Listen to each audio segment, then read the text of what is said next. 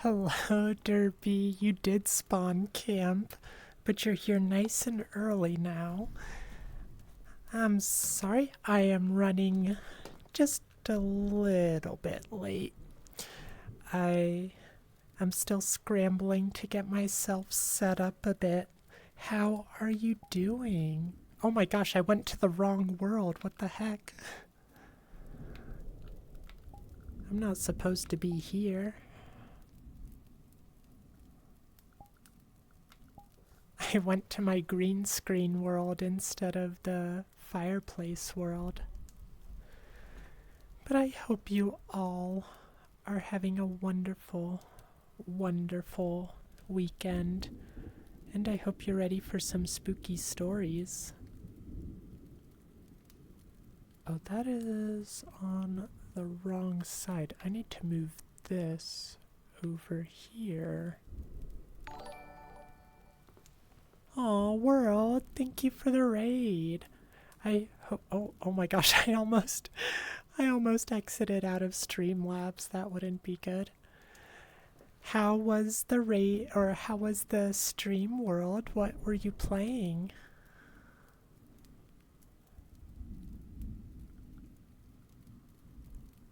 Hi, Fog. Let me get myself in my seat.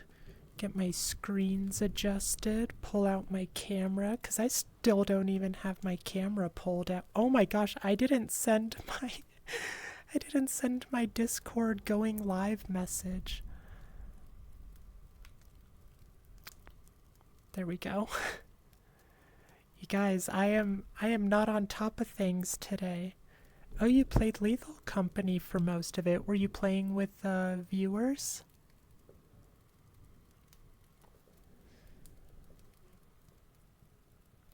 Okay, move this screen over here.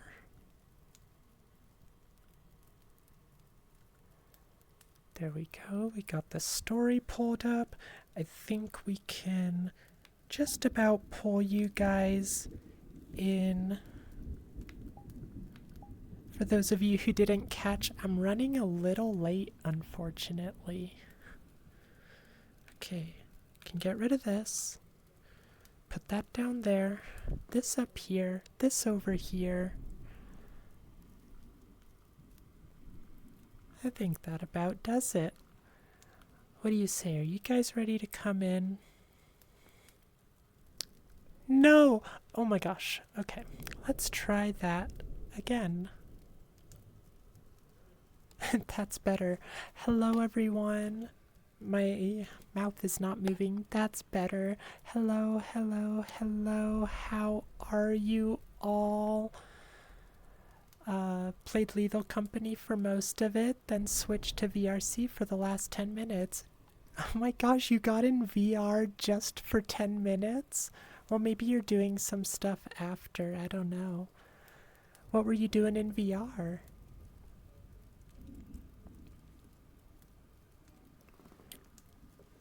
Hi, Sniper. It's good to see you. Let me scroll back, because I missed a few messages.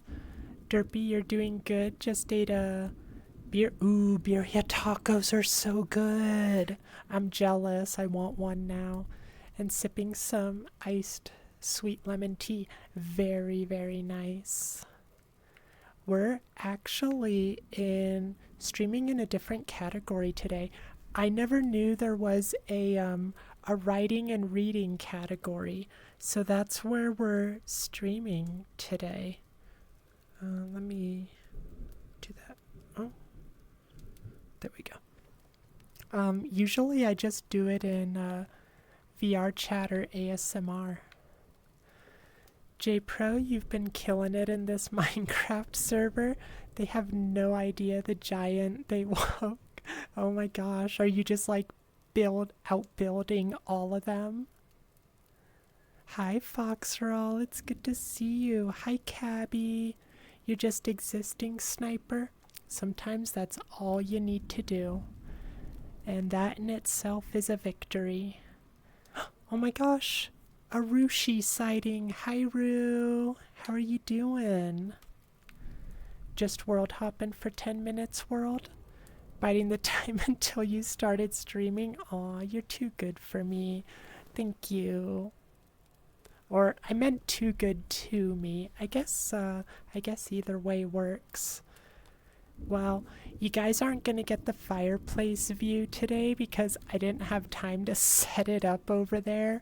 So we're just gonna have a close view reading session today, so I hope you're okay with that. Sniper. Oh, derpy, that's probably a more accurate category. Absolutely. So when I saw that, it's because I actually found someone else who was reading, what was their name? I don't remember. It was something with Steph and Tsunami or something. It was like Susef. I don't know. I don't remember. But I followed them, and they were in this category, so I'm like, oh my gosh, that's a thing. I've got to use it.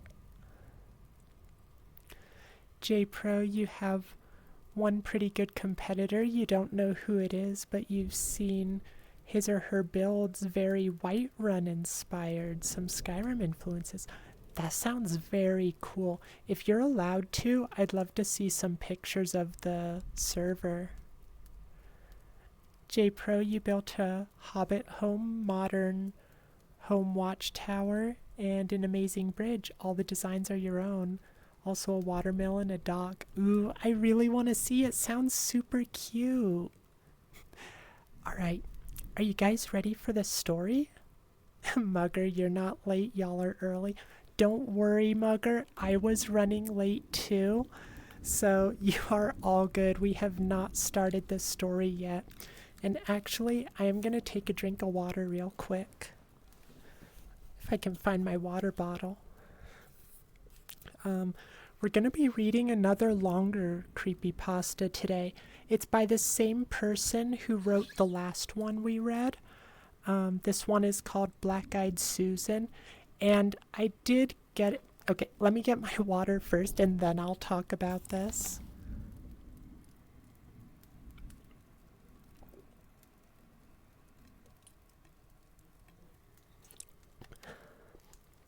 Oh my gosh, I really needed that. But this one is called Black-Eyed Susan. And it's by Rainmaker Windwaker. So the same person who did The Girl in 402 that we read last week. And if you guys were here, you know that one was kind of a long one. And this one looks like it's probably about the same length, so we'll see how it goes. You'll show vids in Discord, JPro. Some really cool stuff, and the server owner is good too. Texture pack has a lot of hearts. Aw, sounds cute. Sniper, you're getting drunk, so take it away. Alright, I hope it helps the story for you. Hi, Brayden. You're gonna just be lurking around, Mugger, because you're busy? No worries. I hope this can be some good background noise while you work. Alright. Oh, I did forget to mention, this story was posted to the workshop category in the Creepypasta wiki. So, you know, that means they think it needs a little work. So we'll keep that in mind as we read through it. But after the last story, I have high hopes for this one. The story you don't know, your brain and problems, yes, definitely will help. Okay, as long as it helps you, just don't overdo it. Alright, here we go. Black-eyed... Oh my gosh, Derpy. Alright, one more hydrate and then we'll start the story, brat. Try catnip tea at 2... We'll see. Let's get to 1,000 first.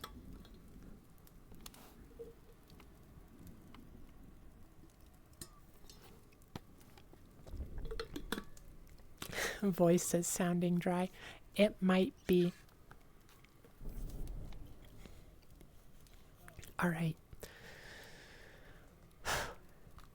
Let's begin. Black-Eyed Susan by Rainmaker Windwaker. Chapter 1. Fame is a fickle thing.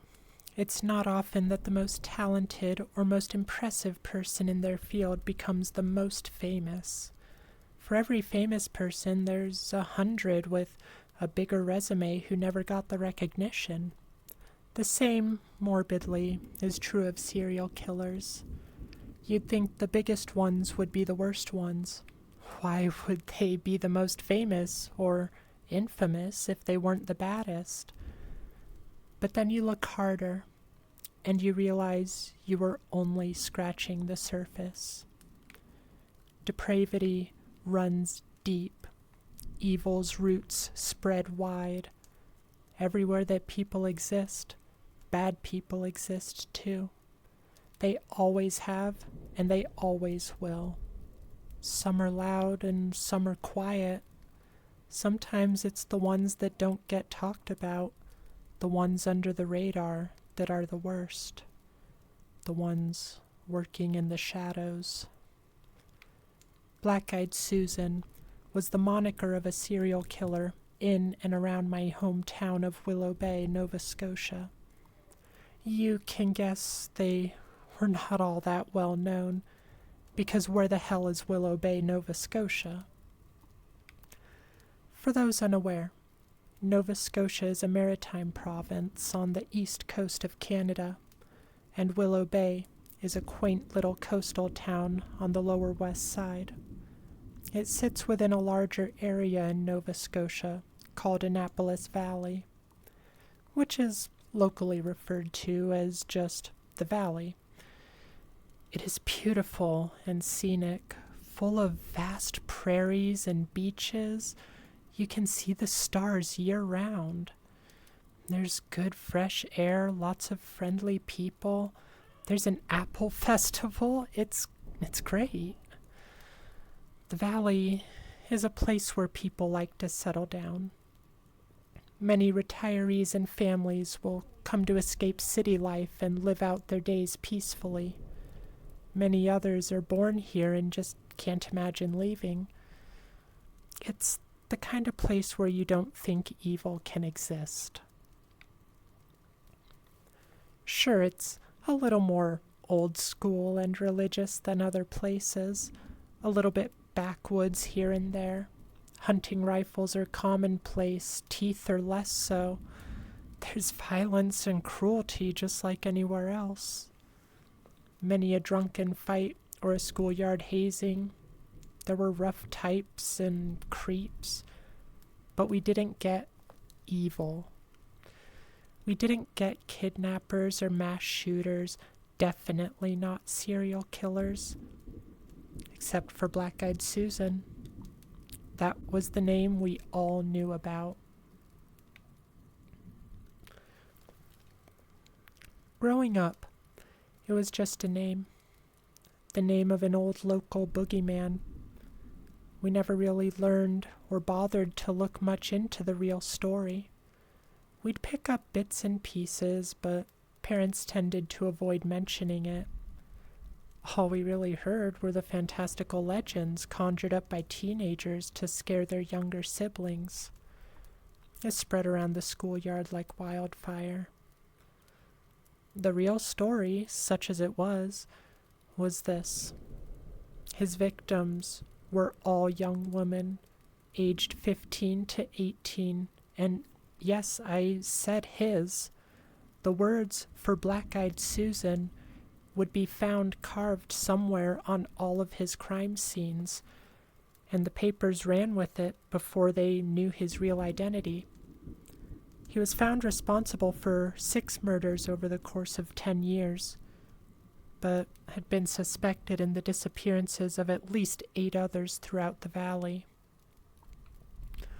His methods were bizarre and seldom written about, Much was left up to speculation about what his victims actually endured while in his captivity. Those who went missing would be gone for months, and when found would only have been recently deceased.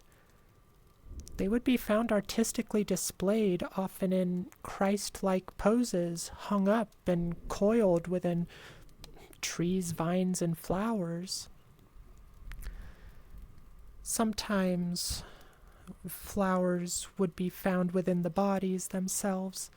It's unclear whether they were placed there or if he had actually somehow planted them inside the body. Their eyes would be missing, as would their brain, and several other vital organs, including the uterus. They appeared to be removed surgically, post-mortem. Their blood was also drained. Hello, call me thee. Are you the thee we already know? Did you just change your name? How are you doing? Let me get another drink of water real quick. What made you change your name? Or am I just not remembering? I always just think of you as thee.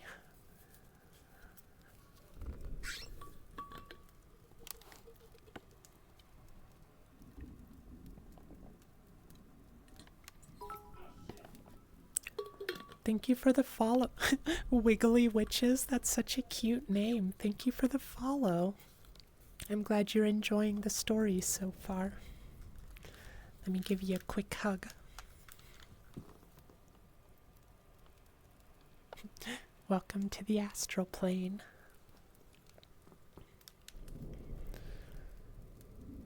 Oh, it was the 1, 2, 3 before. Okay. Well, I'm glad to see you again, Thee. I feel like it's been a little while.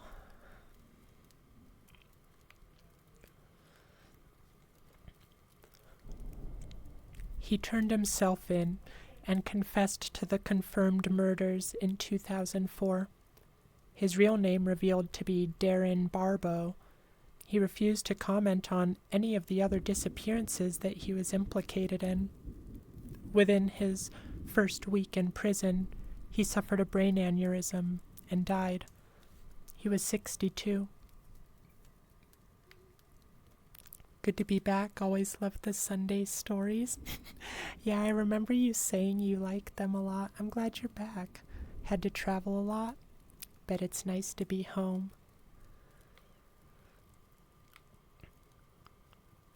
That's the profile of Black-Eyed Susan. Those are the facts. Darren Barbeau was a sick, vile, and truly evil man who destroyed many lives and caused untold pain to the community for many years. And he died before he was able to truly face justice for what he did. Unfortunately, that is only the beginning of the story. What he really did to those girls, what it was all for, and all the things I saw when I became involved, paint an even darker and more impossible picture. One that defies comprehension, sanity, and everything I used to believe to be reality. One that I am still struggling to put together. I'll start at the beginning. The three of us grew up in the early 2000s. Black-Eyed Susan was gone by the time we were 6. I don't remember much of life while he was still around. I can only speculate on the fears and anxieties of the adults in our life. We were inseparable. I met Emily in grade 4, and we instantly became best friends. Then around grade 5, we sort of adopted Heather. We had other friends on the side here and there, but it was really just the three of us from that point on. We hung out almost every day, we talked about everything, we laughed together, and we cried together. Em made the three of us friendship bracelets with all our names. We were sisters. I wanted to call us the Hell Sisters because of our names, Heather, Emily, and Lila. But Emily's dad was a pastor, so that never went public. I'd like to say we got into mischief, but that was mostly all me. Em and Heather were the good kids, though they could not be more different. Heather was tough. Heather was the one who finished the fights that I started. Her hair was an impossible orange mess from day one and could not be fixed. Her skin would be completely ghostly white if it wasn't almost constantly burnt. She was a country girl through and through. Her parents owned a farm and they put her to work since she was a fetus, but she never complained. She tended to keep to herself a lot. She had no friends when Em and I came along, but we loved her immediately. We did stop going to her house, though, because her parents would try to get us to help out around the farm, and we simply could not handle it. Thank you for the hydrate, Drambeak. It's going to be another one of those days. I don't know why I've been so bad with our reading days lately, but just dry throat. It is that time of year. It gets really dry.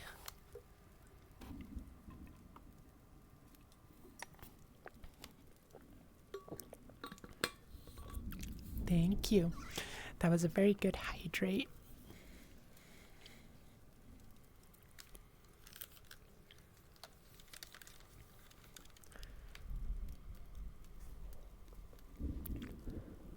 Em was a dainty thing. She was the blonde princess that every uptight Christian parent dreams of. Her father took great care to mold her into that image, and I took great pride in being a horrible influence on her. She was well-mannered, obedient, and ridiculously sheltered. But I can't say they didn't do anything right because she was truly the sweetest girl on the planet. It was almost annoying how positive and lovely she was, but I couldn't help but absolutely adore her. I was eternally compelled to protect her, and so was Heather. As for me, I wasn't tough like Heather, and I wasn't sweet like Em, but I was the one who could take all the shit. When we got in trouble, Em and Heather would get scared, so I would take it. When kids would make fun of us, Em and Heather would cry, so I would take it. When I didn't care, and nothing could hurt me. At least that's the image I wanted to project. Dry throat for in-house chimney immersion. Yeah, that's exactly why I'm doing it. You got me, Thee. We were explorers as kids. We loved to go out on little adventures and find all the weird places out in the middle of nowhere.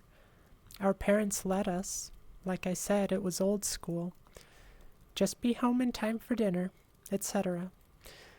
It also helps that we often lied about how far we would go. The explorer phase didn't last terribly long, however, just a few years, until we were about 12. I wanted it to last longer, but we had to put an end to it one day. That day is where our story begins. It's too far, Lila. It would be dark before we even got there, Em said. I have to be back for my chores before sundown, Heather added.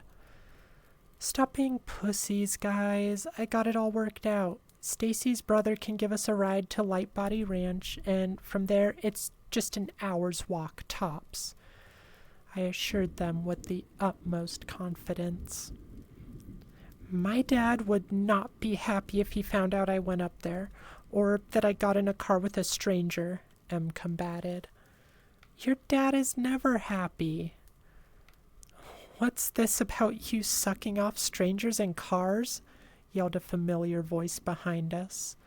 The boy who thought he was so clever was named Mitch Frazier, the only kid in 6th grade more foul-mouthed than me. and a true tyrant.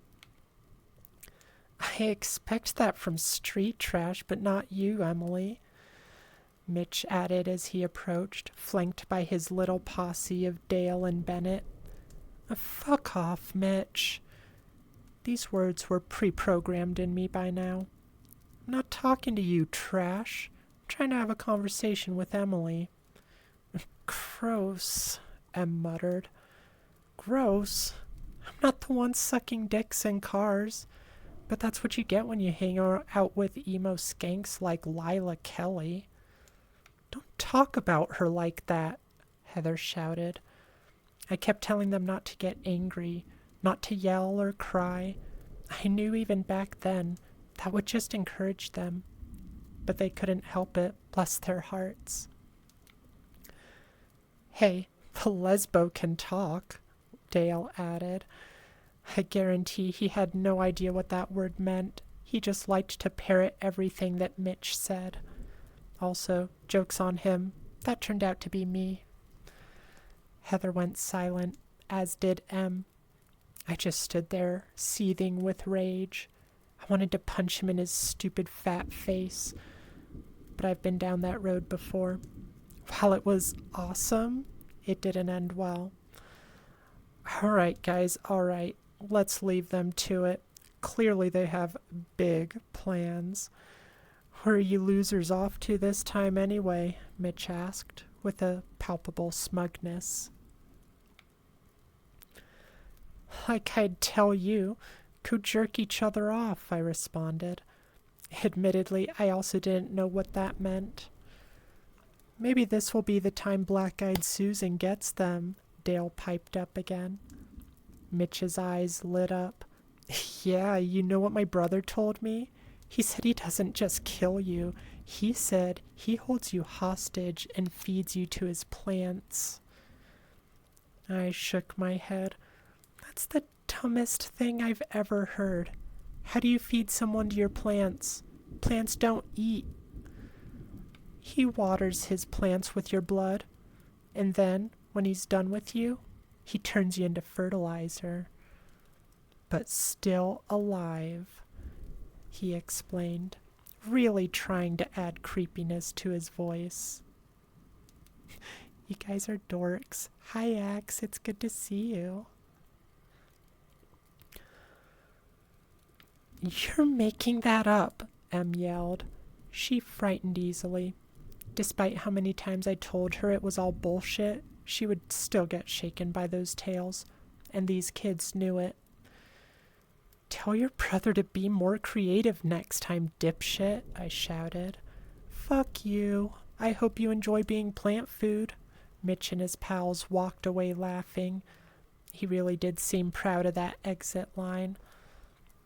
It's not true. They're dumb, Em said, clearly seeking reassurance. Of course not.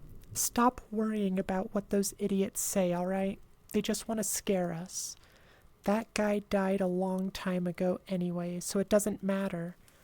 Now focus up. Let's get through last period, then we'll go see Stacy's brother and do this thing. The bell rang, and we went inside. 2 more long, boring hours later, and we were on our way. Stacy's brother, Dom, was 16, had a license, and was always trying to hang out with us for some reason.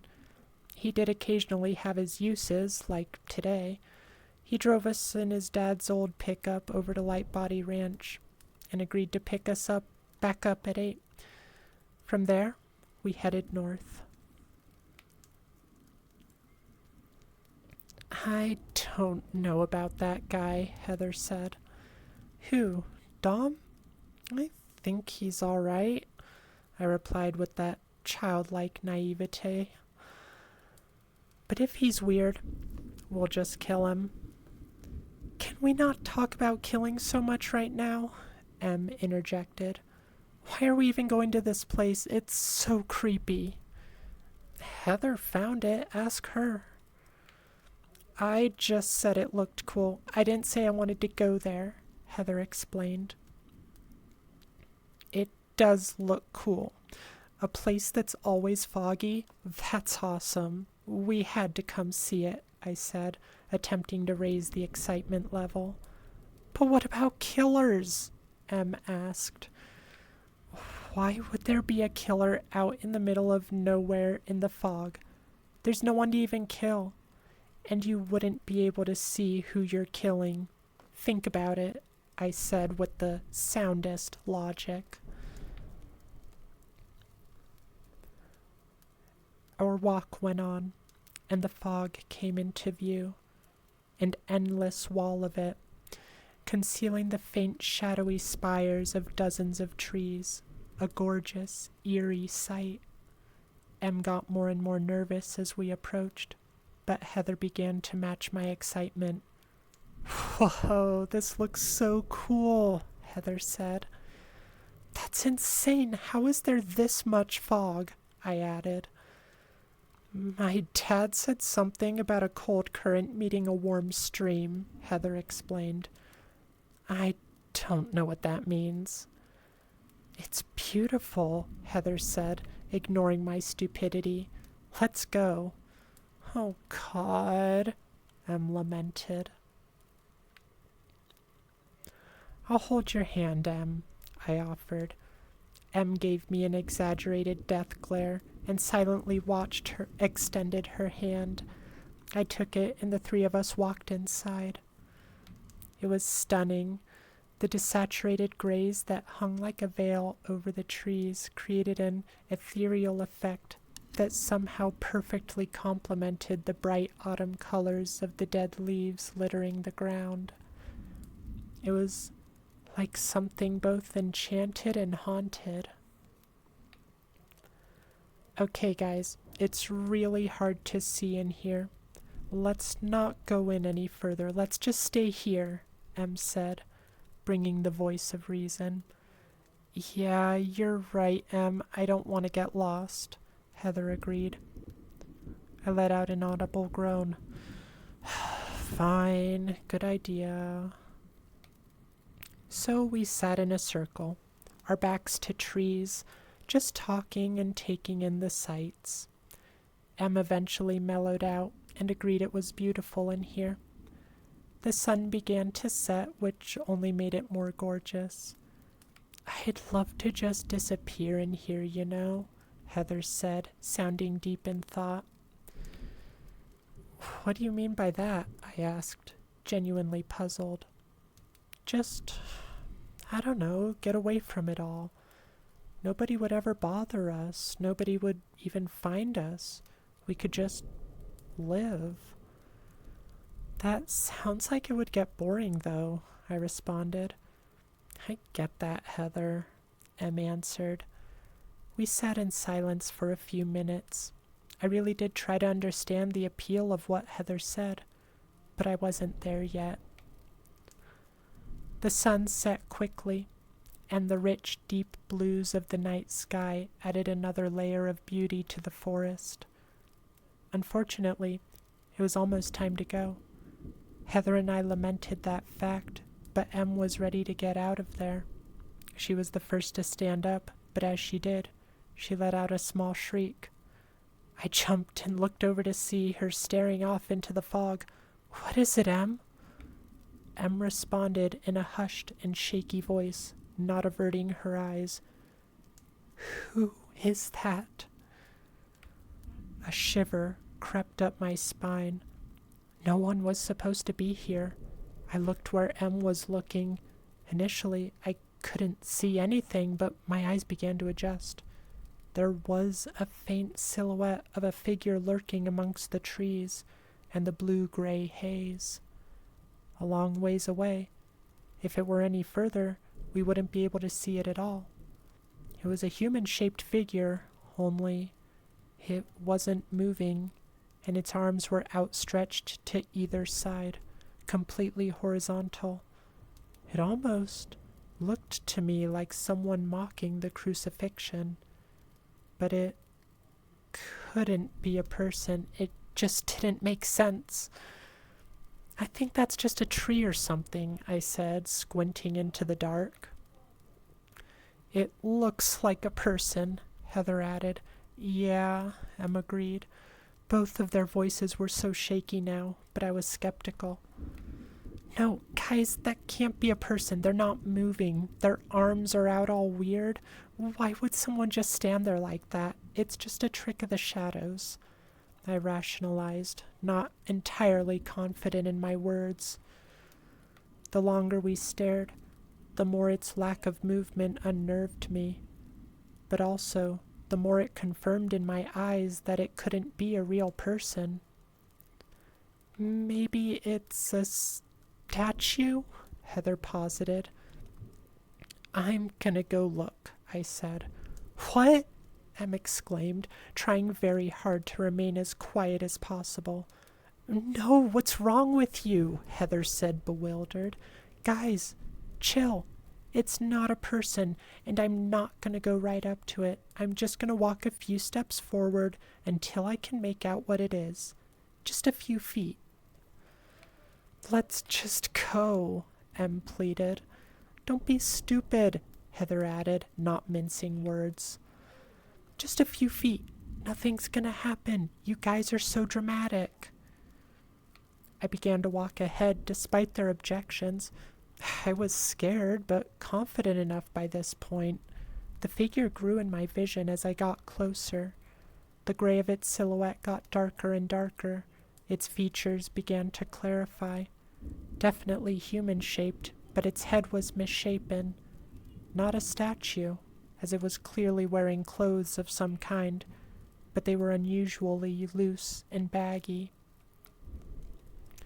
I ended up walking a few steps further than I intended.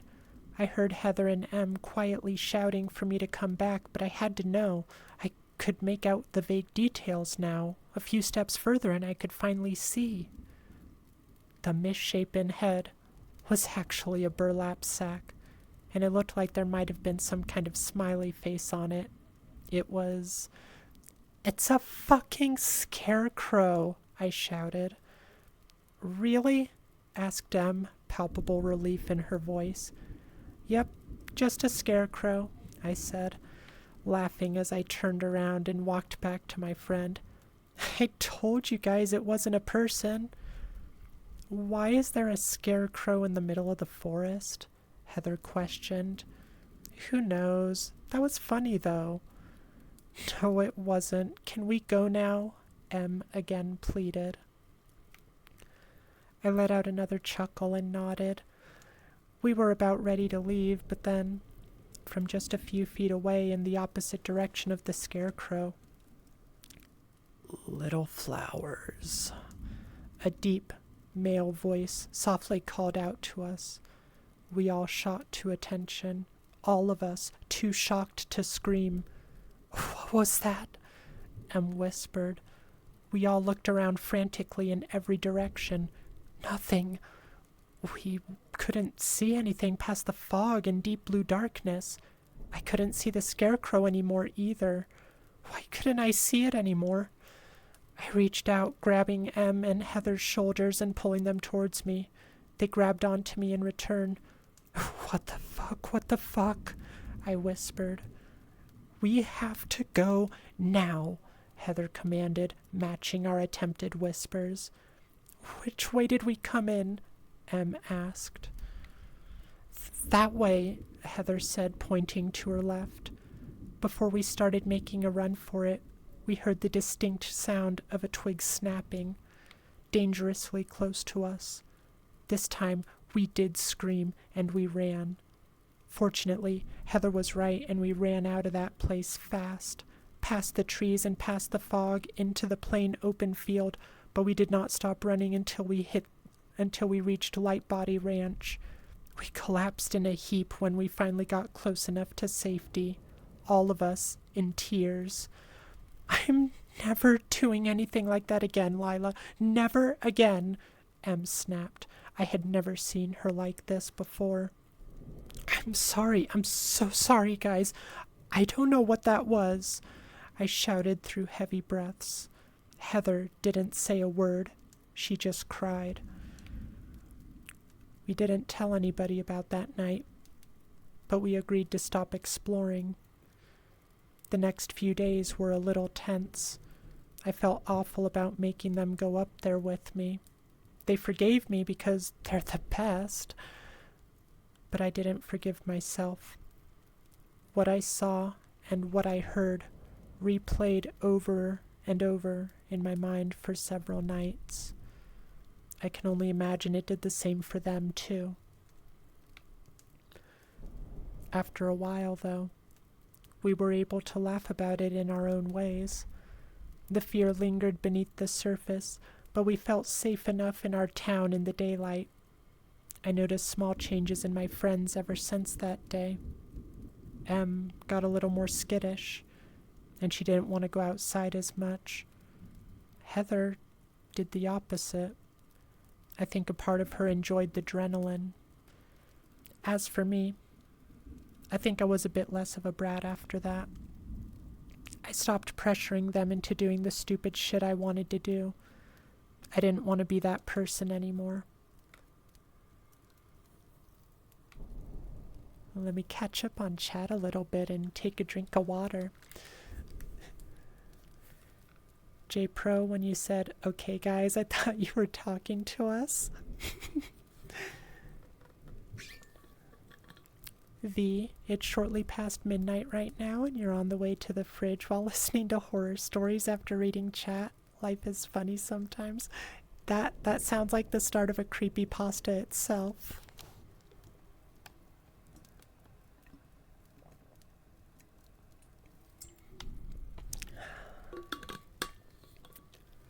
Hi world, hi buddy. Derpy, you almost just sliced your feet on some broken glass. Apparently the light fixture fell on the stairway. Oh no. Be careful, I'm glad you didn't hurt yourself. Derpy, you're fine. You walked right by the glass and then looked up and realized the fixture is broken half and then looked down and realized what you just... Oh. Well, I'm glad you lucked out.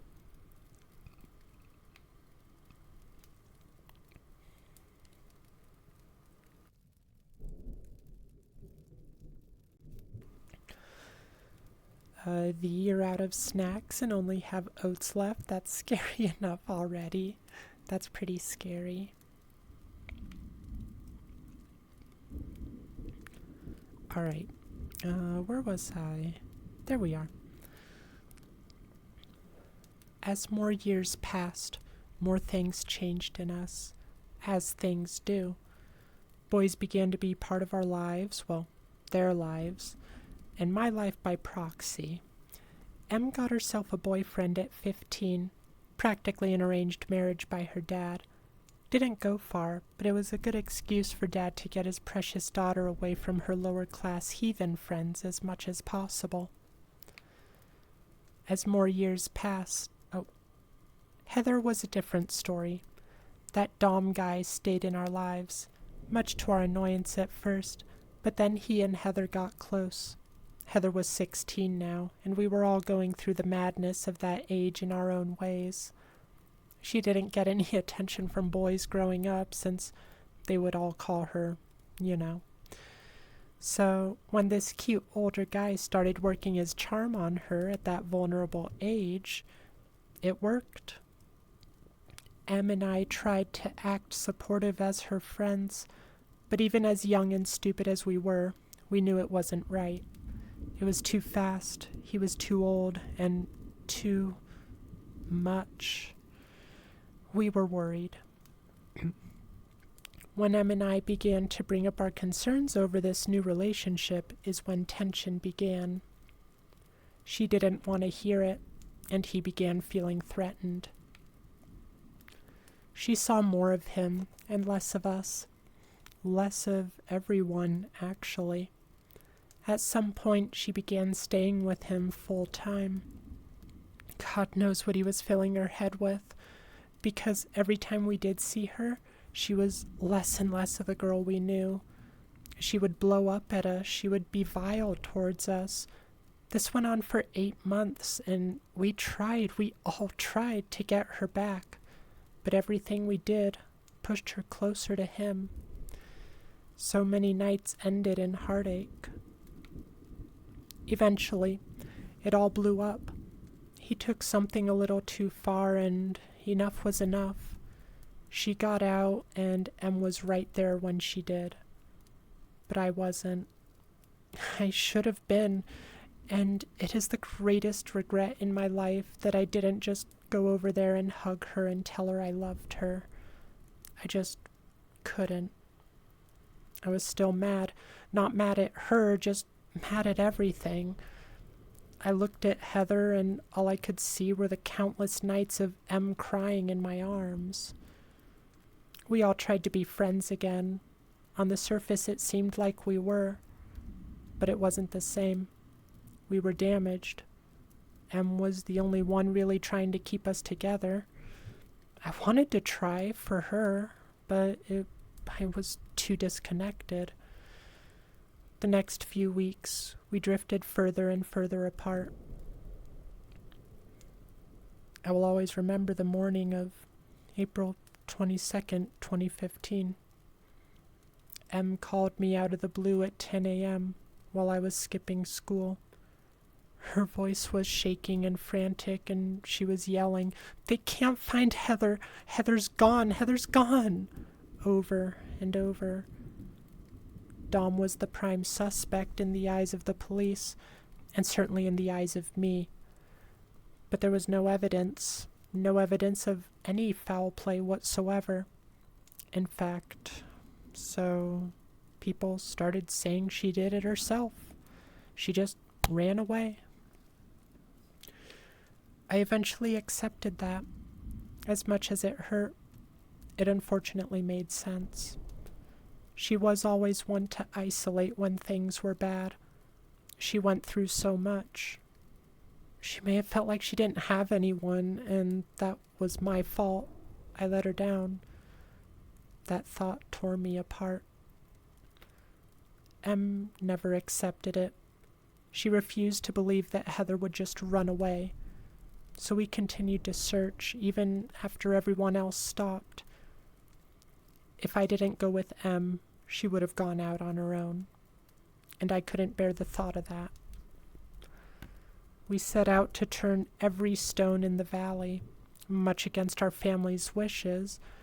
I never had a problem disobeying, but to see Em so vehemently and directly oppose her parents' orders scared the crap out of me.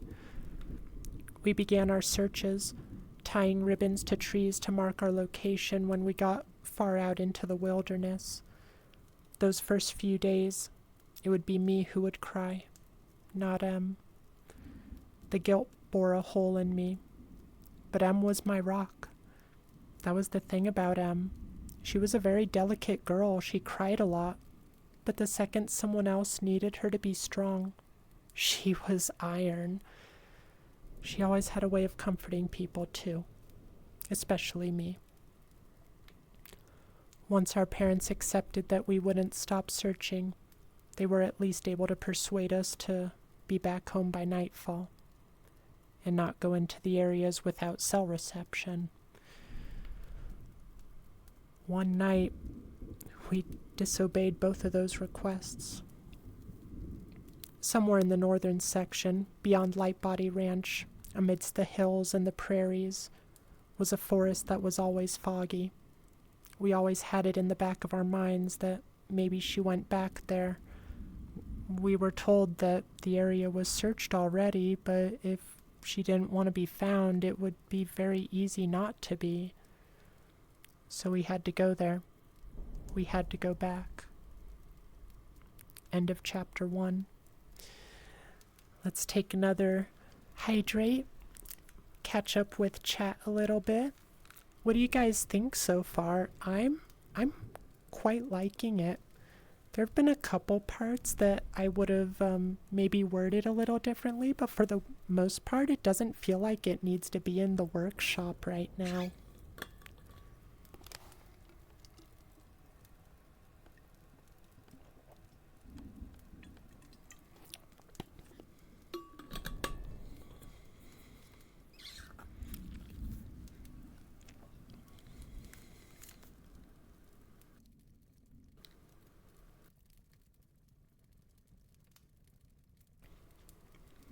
By the way, loved your reading when the story got more intense. Could really feel the danger. Aw, thank you. I try to put emotion into the reading. Like, I think I've mentioned to you guys before. I kind of like to read these stories, at least when it's a first-person narration. I like to read them as though, we were actually just sitting by the fire and I was recounting events to you. I think it's more fun that way. When in doubt, cook things out. Yeah, sometimes you can find some good things to just throw together. Oats with miso and sunny side up eggs it is. I mean, eggs are always good. Breakfast, dinner, whatever. Eggs are probably one of my favorite foods. J-Pro, you're kind of liking it so far. Definitely subverted some expectations you had, but that was mostly at the beginning. You're hooked, but gotta hear the end before judging.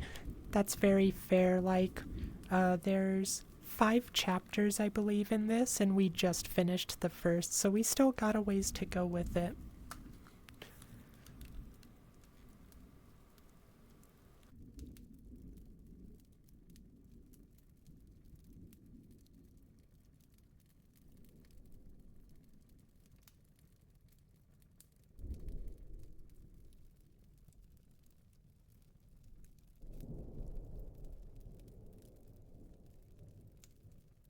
Still interested in what they saw, though?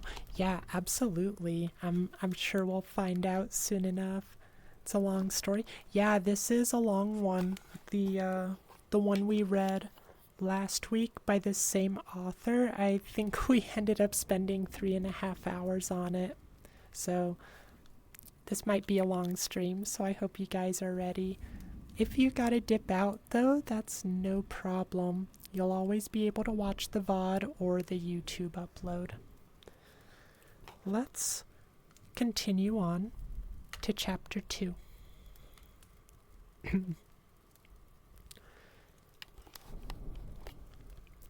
Chapter 2. Oh, Derpy, can't help but notice you disabled the nyas. Didn't want to read the story and yeah, So I honestly thought about leaving them on Derpy. I thought it might be kind of funny to like be going through the story and have to do nya at the end of every sentence, or try to translate things into Spanish, but I felt like it would mess up the flow of the story too much, and the people who come to these streams, I think they would prefer to have the story as uninterrupted as possible, with the exception of interacting with all of you, of course. Ooh, Fog, you got some new manga? What'd you get? You'll probably just start napping at some point, but we'll watch the VODs. Yeah, no worries. I'll be honored if this puts you to sleep.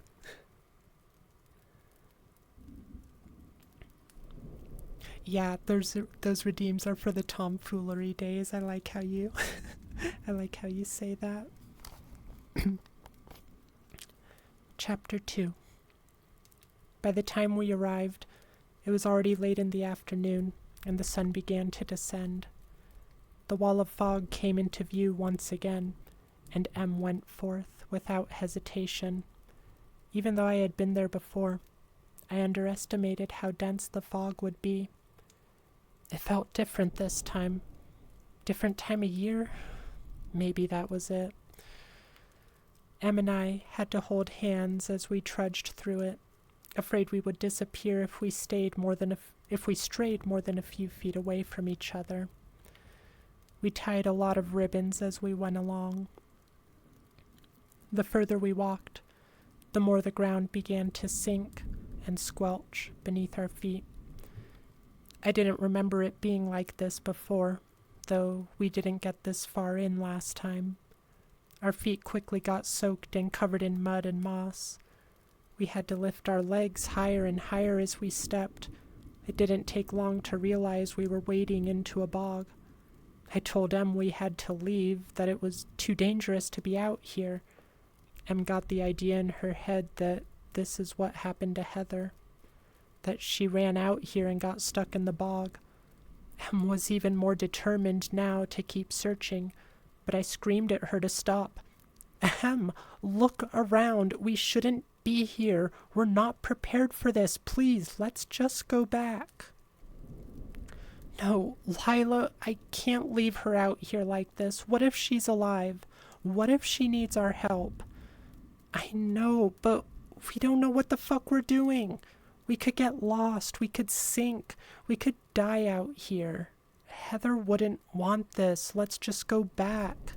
Let's get equipment and bring some more people, and we can do this properly. Lila, please listen to me. I can't lose you too, okay? Without another word, Em lowered her head and nodded. We turned around and started heading back the way we came. At least, I thought we did. Things were unfamiliar as we walked. We couldn't find the ribbons we tied on the way in. The fog only seemed to get denser, as did the vegetation. Fear and desperation were looming and creeping in slowly as the time continued to pass without progress being made. The irrational part of my mind went back to Black-Eyed Susan, the killer in the wilderness who takes young girls. I knew Black-Eyed Susan was long dead, but it didn't stop the fear. Then my mind went to the scarecrow. Someone put it there all those years ago. But who and why? This just felt like a place we shouldn't be. I could read the same feeling on Em's face. The flora was rich and bountiful now. If everything wasn't so hazy and gray, this place might look almost enchanted. Sorry guys, I lost my spot. There we are. Everything here was allowed to grow and die and grow again unbothered. What began as a scent of dead water slowly gave way to a floral fragrance, like a grandmother's perfume, but way too much of it. It didn't replace the smell of the dead water. It merely sat on top of it, creating a layered smell of flowers and death. It was nauseating. My head began throbbing. We carried on. Sorry, I'm just adjusting things a little bit. I feel like I was a little crooked. Okay, no more interruptions, I promise. Sorry, guys. We carried on, moving as straight as possible. It had to end somewhere, but we were getting tired and the sun was getting low. It wasn't just physical fatigue, but mental too. My head continued to throb and I began seeing spots. My tired eyes began to make shapes out of the fog. I started thinking I was seeing things, figures, exactly like the scarecrow, standing on the edge of perception, staring at us. But they would be gone just as quick as they arrived.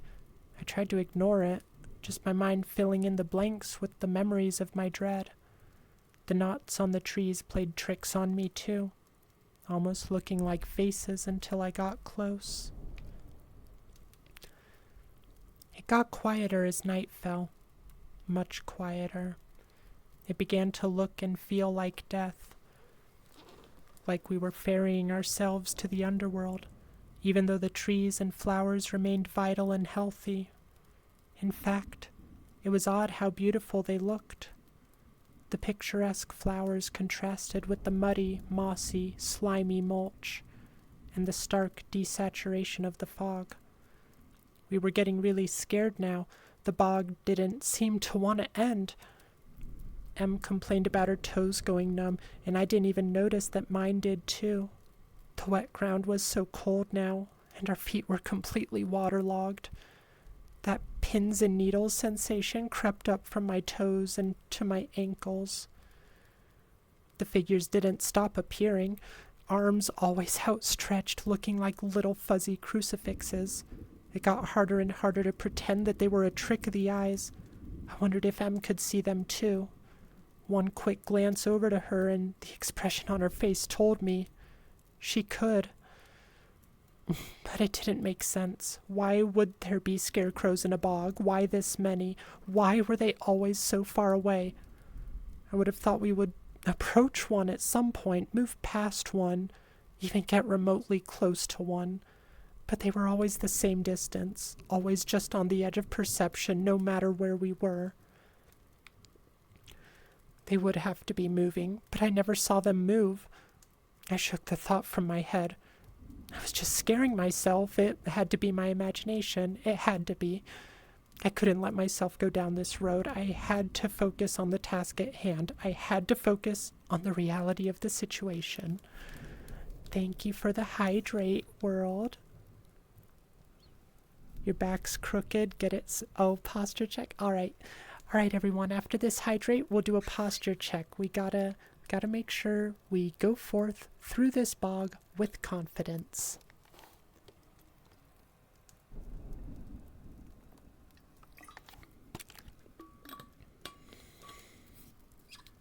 All right, posture check, everyone. Get those backs straight, shoulders back, and of course, boobs out. Gotta have that proper posture. We can't let these scarecrows frighten us.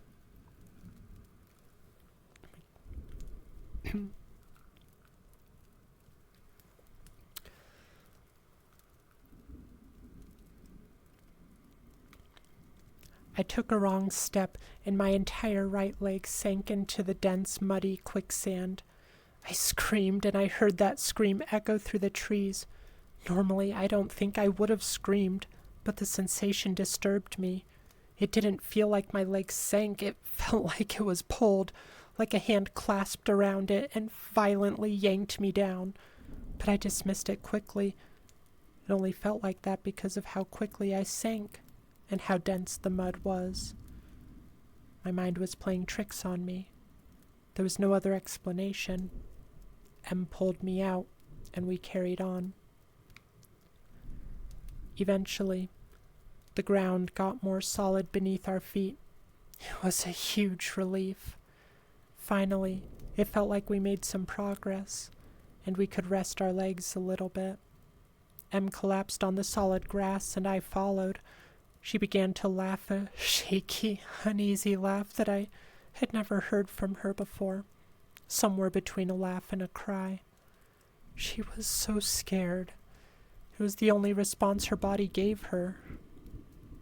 I instinctively pulled her into an embrace, as much as my benefit as for hers. Her fingers dug into my back, refusing to let me go, and we stayed like that for a while. "I'm sorry," she said shakily, breaking the silence. "I'm sorry I made you come here. I totally fucked us." I was taken aback. I had never heard her swear before. I offered her as much reassurance as I could, but I was soon distracted by what I saw on the tree. I wanted to see our ribbon, but instead I saw symbols carved into the wood, the most common one being an inverted triangle with a line through the bottom. I didn't know what that meant at the time, but it scared the hell out of me nonetheless. This didn't look like a place that any human had touched. We were so much further inside than last time, and yet clearly someone had been here. Maybe it was Black-Eyed Susan, I thought.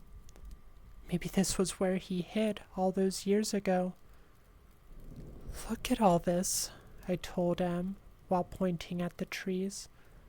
But when I looked back at her, she was standing, and her eyes were as big as saucers. Her gaze was fixed upon something else. I turned my eyes to face whatever she was looking at. but I didn't see anything. Just a big hawthorn tree off in the distance in a clearing, partially obscured by the fog.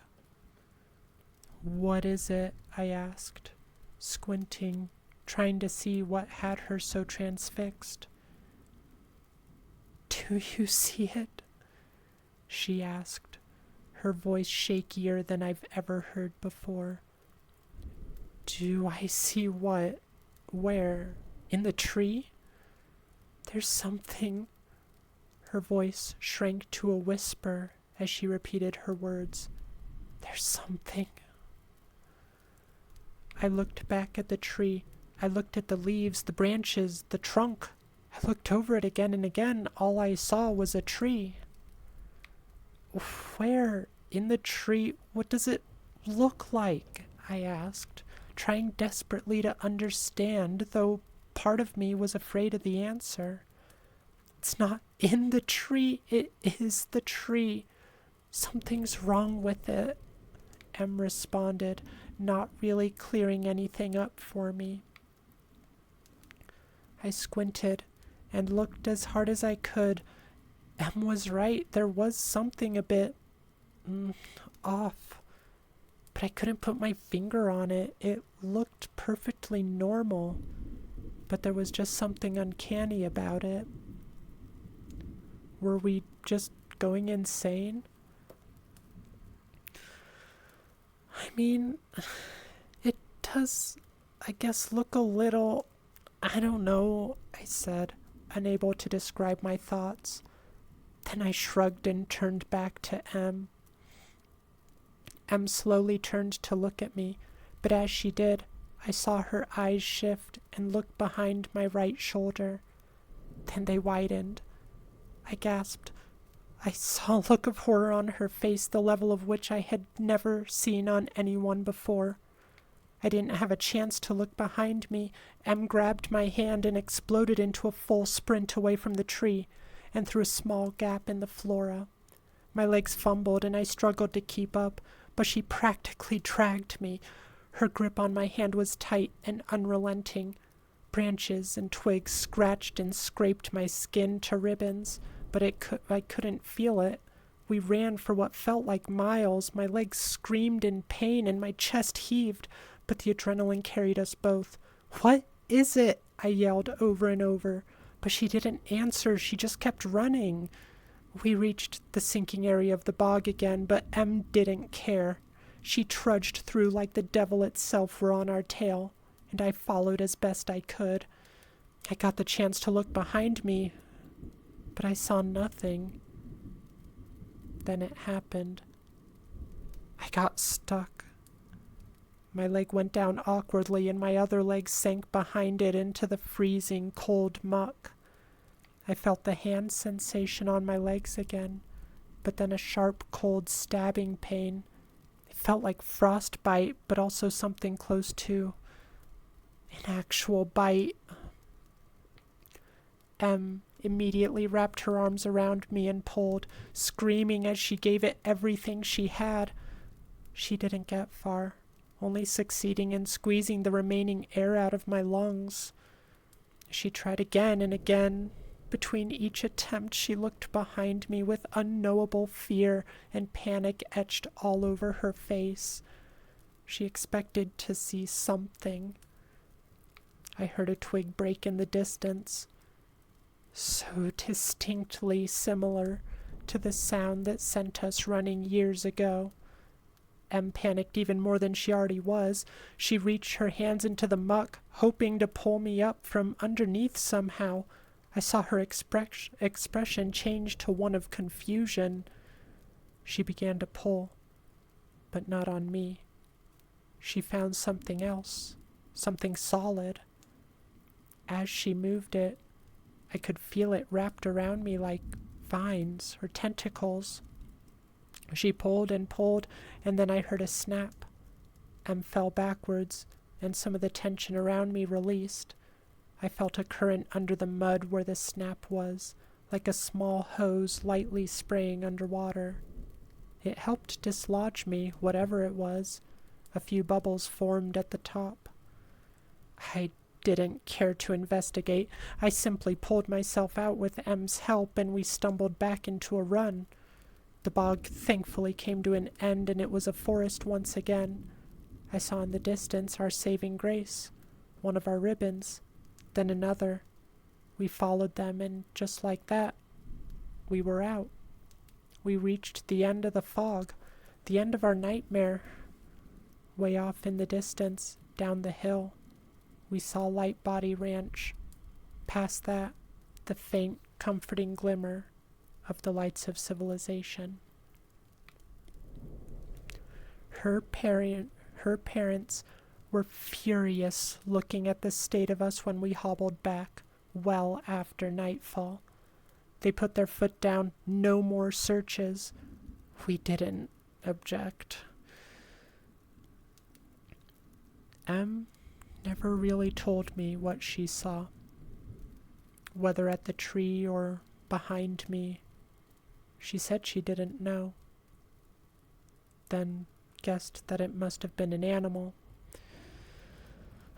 I wonder who she was trying to convince.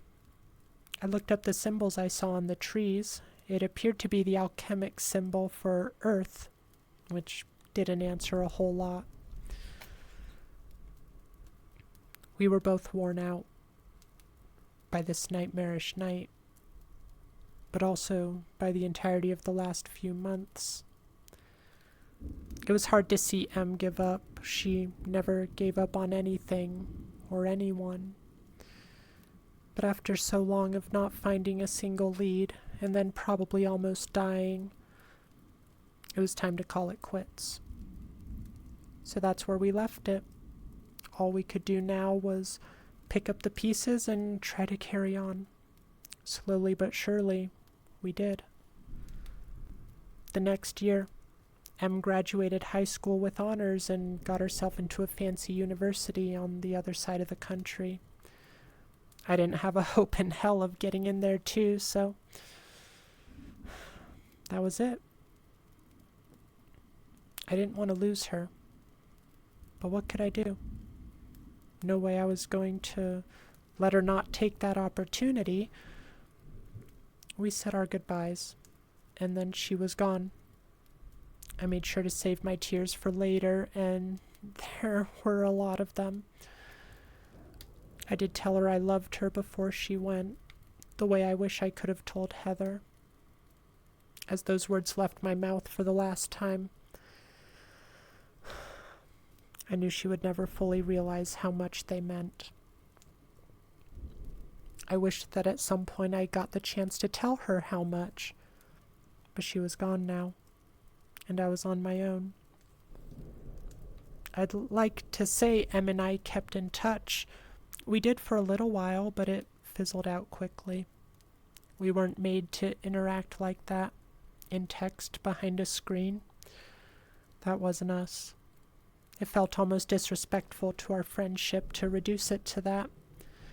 We agreed we would rather just meet back up someday and catch up on everything we missed. But time flew, and for one reason or another, that didn't happen. We had our own lives. It was just too hard to make it work. So that was it for Em and I. That was it for the Hell Sisters. I found my way into city life not long after Em left. Got a job, figured it out. Got a culinary degree of all things. First year or so was rough. I would lie awake at night thinking about the bog, about Heather, about that weird tree. But through therapy and melatonin, it passed. The next few years were easier. Now that I was in the city, dating was a lot more feasible for me. It's not like my preferences were a huge secret back in Willow Bay, but it was a little hushed. If I was too gay around Em's father, for example, I feel like he might have burned me at the stake or something. Nevertheless, I was getting laid now, and that helped tremendously. It's hard to believe that 9 years passed since the night in the bog. It was a distant, traumatic memory. A crazy little story to tell friends, a classic, spooky, time I almost died tale. I thought that was all it was ever going to be. I thought my time in Willow Bay was over. I thought I would never really get answers. I definitely never thought I would hear the name Black-Eyed Susan again. But then I got a phone call. End of chapter 2. Welcome back, Sniper. Let me grab another drink. We are 2 chapters out of 5 done. I'm still very interested in this. I think I liked the first chapter better than the second one. I don't know. It had a bit more of a spooky vibe, in my opinion.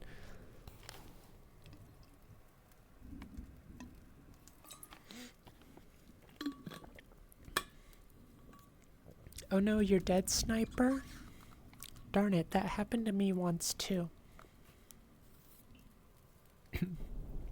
Oh, are you heading to bed, Cabby? Good night, Cabby. Yeah, I'm glad we got to see you for a while. I'm glad you're getting some sleep. You guys should always go to bed on time. Never worry about like having to be here. There's always the VODs for you to catch up on. The part where they were running away, that was incredibly tense, at least for me.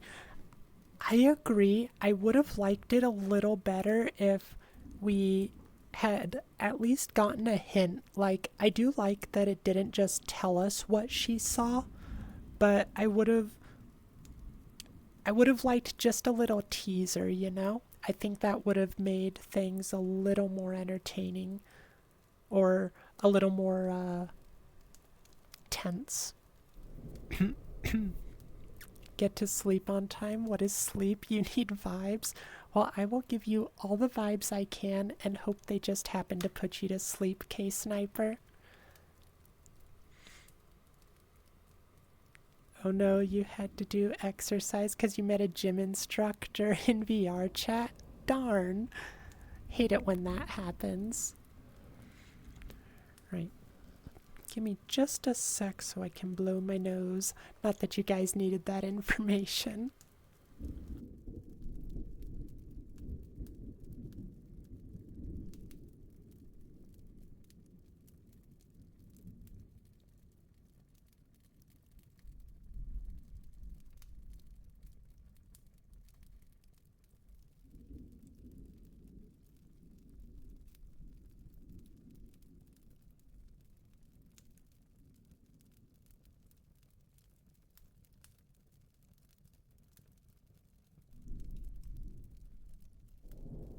Alright. Never had to do so many squats and push-ups. I've thought about doing a squat redeem for you guys, but I'm a little afraid of it, honestly. Sleep schedule. You guys need to get better with your sleep schedules. Alright. Well, I hope if you needed a break between chapters, you took one, got a drink, went to the bathroom, got a snack, anything you needed to do. Let's go. You'll do this. Okay. You'll do it if I do it, world? You know what? Okay. Okay, we'll be squat buddies. You might have to remind me to put it in, though. Alright, I hope I don't regret it, but just gotta figure... Yeah, I don't want it to be too cheap or anything, so we'll figure it out. In the meantime, though, let's move on to chapter 3. You'll do squats, Sniper? Okay, let me, there we go. Chapter 3. I looked at my phone. It was M. I don't think I had spoken to her in 2 years by that point, but there she was, A wave of surprise and mild anxiety rushed through me, but I answered immediately. We exchanged pleasantries for a few minutes, lamented how long it had been, apologies all around for being busy, but I could sense there was a greater motive to this call. And M confirmed my suspicion. So, I was wondering, or I wanted to ask you something, she said, with a bit of hesitation. Yeah, what's up? I need you to go on a trip with me, Lila. Oh? I was completely taken aback. Yeah, I'm going back home, and I really want you to come with me. You're going home? Yeah, to Willow Bay. It wouldn't be long, just a few days. I can pay for everything, and look, it's a long story. I'll tell you everything. Just say yes. I'll come get you. We can finally catch up like we keep saying we will. I just need you with me because no one else would understand. Please lie. She sounded casual, but her voice betrayed melancholy and slight desperation. I could tell she really wanted me to say yes. Are you okay, Em? Did something happen? I'm okay. I'll tell you everything on the road, I promise. I just need to do this. I need to do it now. And I really want you with me. I know it's sudden and you don't have to. I'm in. Let's do it. I cut her off. Sure, I could have prodded for more information. I could have sweated the details. But despite the time and the lost contact, this was my best friend, and she said she needed me. There was never any doubt what my answer would be. I packed a small suitcase, called off work, and waited for Em to pick me up the next morning. She really wasn't kidding about it being a sudden thing. She arrived in an absolutely tiny little dark blue bug. It was nice and modern looking, way better than my piece of shit, but it was dainty as hell, and I questioned how it was going to handle a cross-country trip. She got out of the car to greet me, and seeing her in person after all those years was wild. So familiar, but so different. It looked like she was cosplaying as a grown-up. She was dressed smart, as the hicks in our town would say, even though it wasn't anything crazy, just really a nice pastel cardigan and necklace. But she looked good, as beautiful as ever. I was instantly proud of her for how put together she appeared, though I had no doubts. I always clocked the same friendship bracelet on her wrist. Oh, I also clocked the same friendship bracelet on her wrist. Or at least one that looked like the same one we had as kids. I couldn't help but smile. She smiled and hugged me right away. I'm so glad you can come. Of course, you look so good, by the way. What the fuck? You look so good, she combated, smiling and gesturing towards me with shock on her face. Oh no, come on, I'll always look like a hobo. No, you look amazing. I bet you get lots of,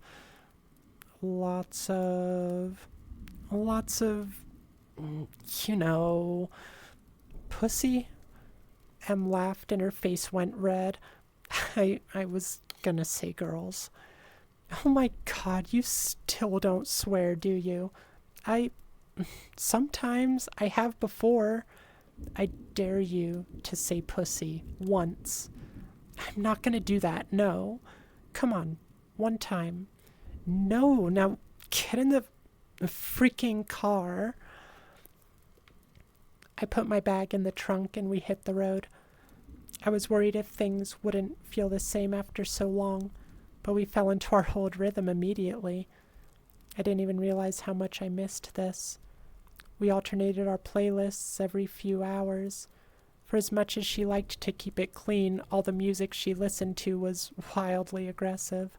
Total filth, mostly about sucking dick or fucking. Music was always her way of rebelling. My playlist, on the other hand, Madonna, Pat Benatar, Bonnie Tyler, Cyndi Lauper, 80s pop rock and love ballads. Can't get enough of them. I don't know what that says about me. For those first few couple hours, it was everything I ever wanted. We caught up, we talked about our lives. Em was doing very well for herself. She had a nice, cushy job now, lots of friends. It was so great to see her flourishing. But in a pocket of silence, I had to ask, "So, what are we doing? What is this trip?" Em's smile faded, and she took in a big sigh. "Basically, we're going to see my dad." "Your dad? You know he hates me, right?" "Yeah, I know he hasn't been thrilled with me either these past few years, but I got a call from him the other day. He sounded bad, confused. I just need to go see if he's okay." "Oh, okay. Well, I hope he's alright, but why did you want me to come then? I'm not complaining, but I just don't think I would be of much help. I feel like I would make things worse." "Well, it's one of the things he said." "What did he say?" "He said he saw Heather." My blood ran cold. Surely these were just the delusions of a man advancing in age, but Em never did give up on Heather. If there was even the slightest chance that she really came back, that's why she brought me. "How much do you know about Black-Eyed Susan?" Em asked. That serial killer?" "Yeah, I looked him up a little bit after we got lost in that bog. He killed like 6 girls back in the 90s and early 2000s, right? Did a bunch of gnarly shit to them, strung them up in trees and cut out their eyes or something," I responded. I was unnerved by her question.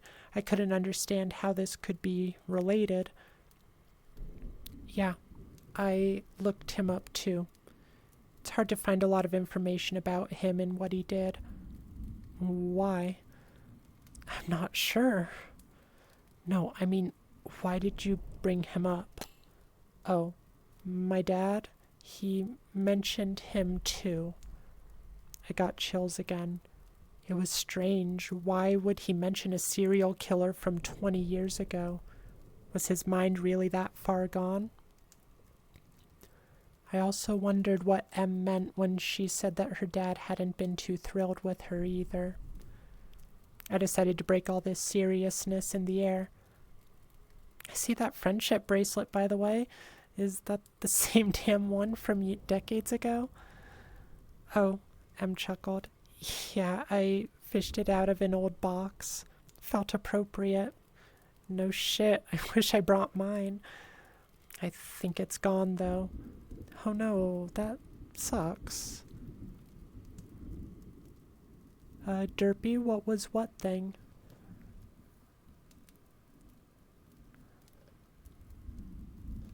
"Oh, what was that, ting?"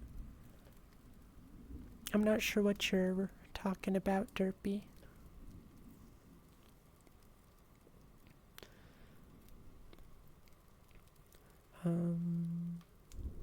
Yeah, I moved around a lot. I think like 90% of my old stuff is gone somewhere. Also, I decided I hate you, so...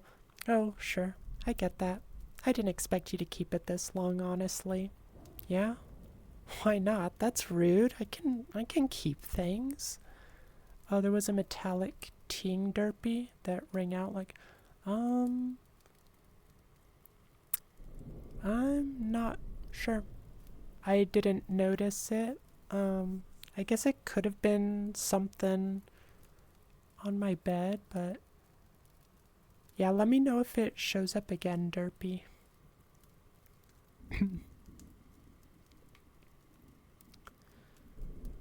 M shot me a sarcastic look. Come on, you and Heather went through those bracelets like tissues. That one summer, I had to make like 20 of them for you guys. Meanwhile, I never broke mine once, so basically, I'm the better friend, is what I'm saying. The boring friend. We couldn't help it. We were getting into scrapes. We got our hands dirty. We handled business. Handled business, Em mocked. I am not boring. Well, hey, I don't know how you are now. I don't know what kind of crazy slut phase you went through when you got into the big city, but as a kid, bit lame, gotta say. Em laughed and shook her head in dismay. Hey, I did stuff. I wasn't lame. I let you drag me into all kinds of nonsense. I don't know anything about a slut phase, though. No, you know exactly what I'm talking about. You were so sheltered your whole life. It was so sad and adorable. You can't tell me you didn't get to the city and just have a parade of debauchery. All right, let me take a quick drink real quick.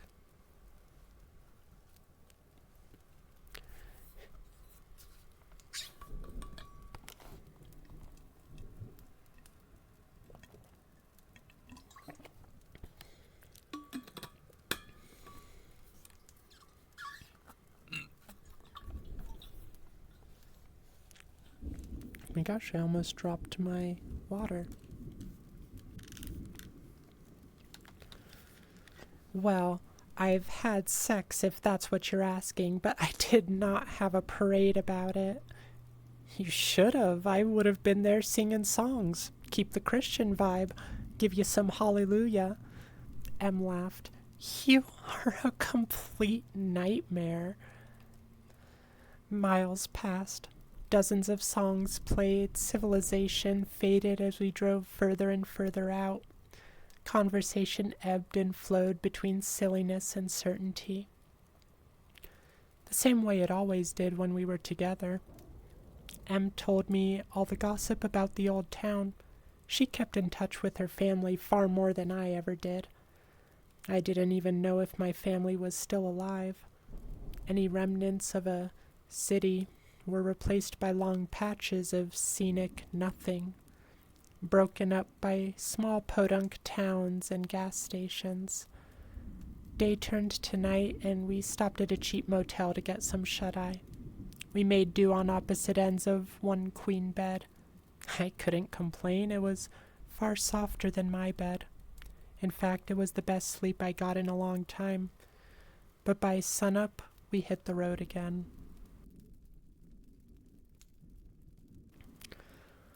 After a few more hours in the great wide absence, I started to remember the looks of these trees and the curves of these hills. The expensive rectangular patches of distinct colors spread far and wide across the plains, denoting crops and farmlands of all kinds. Old busted-up barns and silos peppered the area, as did lengths of makeshift wooden and wire fencing. This was home. "Welcome to Willow Bay," read the sign in familiar cursive. Memories couldn't help but flood back. I started absent-mindedly counting all the buildings I remembered getting high behind. The town looked the same, only a little more weathered and overgrown. I couldn't tell if it was the 8 years breaking the place down or just my memory glossing it all up. It looked grayer, too, though that could have just been the sky, deeply overcast and moderately foggy. A subtle effect, but it made this place have the air of a ghost town, like the town itself was a memory slowly fading. We got lunch at the old diner. We had been there 1,000 times, the three of us. So many good memories that even the grayest sky couldn't dampen. Finally, being outside the car, standing on the ground, breathing in the old air was a trip. I forgot how different the air was over here. I don't remember it smelling so floral. That felt new. Or maybe it was always like this and I was just used to it. We sat at the same old table as we used to. I ordered the eggs Benedict hash with extra hollandaise, and Em chuckled. You got that every time. Every time, even the extra hollandaise. Yeah, well, it's the thing to get. It always looked so gross to me. That's how you know it's good food. The more fucked up it looks, the better it tastes. That's just a fact. Heather would agree with me. Yeah, right. I'll ask her when we see her, Em replied in a joking manner. I could see in her eyes, though, that glimmer of hope. We ate our food and headed back out. It was time to see the old man. Em seemed visibly despondent as we got closer, undoubtedly full of worry about the mental state of her father. We pulled up to her old family home. Even it wasn't immune to the creeping decay of time. As the paint chipped and cracked, the lawn appeared overgrown. Em hesitated before knocking on the door. I took a few steps forward so that we would be side by side instead of her being out in front. That seemed to make her feel at least a little better. Feet shuffled on the other side of the door, and it opened. Her dad didn't look anything like how I remembered. Sure, his face was the same, but his demeanor was completely foreign to me. He used to have so much presence. He wasn't a strong man per se, but he carried himself with such stoic self-importance and clean-cut superiority. He stood straight and proper, chin held high like a soldier. Now, though, this man before me was small and frail, hunched over. His hair was shaggy and unkempt. He hadn't shaved in days, which for him was a lot. He was wearing some silk pajamas which looked very cozy and upper class, but the old Ted I knew wouldn't be seen dead in anything other than a sweater vest or priest robes. Emily, oh my goodness, what are you doing here? I told you you didn't have to come, the old man said in a weak but elated voice.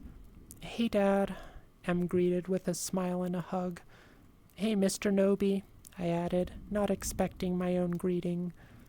Come in, girls, come in. His feet shuffled as he led us inside to the living room. He and Em exchanged small talk as he put on the tea. To give him credit, he did ask if I wanted some. We sat comfortably on the couch and waited for him to return to his old recliner. As he sat down, his jovial demeanor lessened a bit, and I could see the small talk was ending.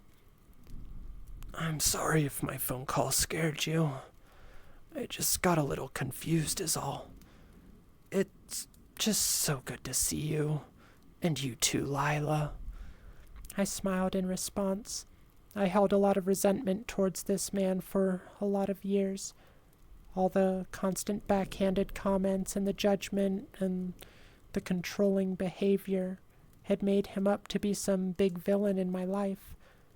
But now all I saw was an old man, excited to see his daughter again. I don't know if I can forgive him for the way he always made me feel about myself, but in this moment, I was able to let go of a lot of the anger. How long were you planning on staying? He asked. Oh, few days maybe, Em responded. Oh. Mr. Noby sounded disappointed, but his next words confused and unsettled me. No, you should probably leave sooner. What? Why? The old man stammered. It would be better. Why would it be better? The old man struggled to find the words, so he just shook his head and moved on. I still pray for you both, you know. And for Heather. Yeah, I know, Dad. It's terrible. It's just terrible what happened. I thought he wasn't. I thought God would. He trailed off, but Em caught the same thing I did. He? She questioned. I don't know. The old man was clearly rattled by his slip-up. You're talking about Black-Eyed Susan? No, I don't want to. Do you know something about what happened to Heather? Em prodded, with increasing authority in her voice. Emily, her dad uttered, attempting to scold, but he was clearly on the back foot. I had never seen him shaken like this before. It scared me to death. Please, Dad, if you know something, or if you really did see her like you said you did, you have to tell us. You have to. It was wrong to call you, to say those things. You shouldn't have come. I'm sorry. I can't. You shouldn't. So why did you call me? What happened? Em now raised her voice with an undercurrent of frustration. I was just scared. Scared of what? Em yelled. The old man fell silent and averted his gaze, as did Em. She sat back and sank into the couch, collecting herself. I could see deep and painful emotion bubbling beneath her blank expression, but I also saw calculation. She was meticulously putting together the words she wanted to say next. If you think you're protecting me, you're not. If you think I'm still a naive little girl, I'm not. I'm not a child. My best friend has been missing for 9 years, Dad. Whatever you tell me, it isn't going to be any worse than what my mind has already thought of. The old man leaned forward, resting his elbows on his legs before he solemnly uttered, Yes, it is. A chill ran down my spine. It felt like the air in the room got sucked out. Em was visibly shaken by his response. The old man let out a sigh. You really want to hear this? Yes, please, Em responded meekly. Okay, Emily. Okay. You do deserve to know. I do want you to know. Just tell me if you want me to stop, or if you need a minute. I want to know everything. He nodded and sat back in his chair in deep contemplation before finally speaking. I took an oath to never repeat these things. It was my duty. Under no circumstance could I breathe a word of what anyone confessed to me. And I never did. I didn't think that I wouldn't need to either, but... He paused, took a long sip of his drink, and collected himself. Em and I waited patiently for him to continue. 2003, or 4 maybe. You're around 6 at the time. I'm running confession. This man comes into the booth. He says, "Bless me, Father, for I have sinned," the whole thing. Then he sits there quiet for about 3 minutes. Sometimes this happens. I give him the time to gather his wits. Then he says, "I am the one they call Black-Eyed Susan." Mr. Noby cleared his throat and fidgeted with his fingers. He squirmed in his seat. I've never seen a man so uncomfortable. Not only was he reliving a traumatic moment, he was betraying a lifelong oath at the same time. The man I knew was a steel trap, stubborn and sturdy as an old oak, No amount of words or passionate pleas would move him. What changed? The papers said there were 6 murders, but he told me there were so many more. Dozens. He told me what he did to them, and I thought he was lying at first. Sometimes you get pranksters, but the more he went on, I know he was the guy. He said he came here because he needed to be cleansed. He needed to be pure before the next step. That's a word he kept using. Pure. All the girls he took had to be pure in his eyes. That's why they were. As that last sentence struggled to leave his mouth, his lip quivered and his voice broke. He shook his head and set his jaw. My skin crawled. It wasn't about murder. It wasn't about pleasure either. He was obsessed with this idea that he could find life's deepest secrets only through purity, only through being one with the earth and with nature. He said plants, trees, and flowers can sense the cosmic rhythm of the universe, as he called it, that they move with the sun and the constellations. He saw them as the purest essence of life, and so they must hold the secret to it. He wanted to see what they see, feel what they feel, attune himself to that cosmic rhythm, learn and ascend.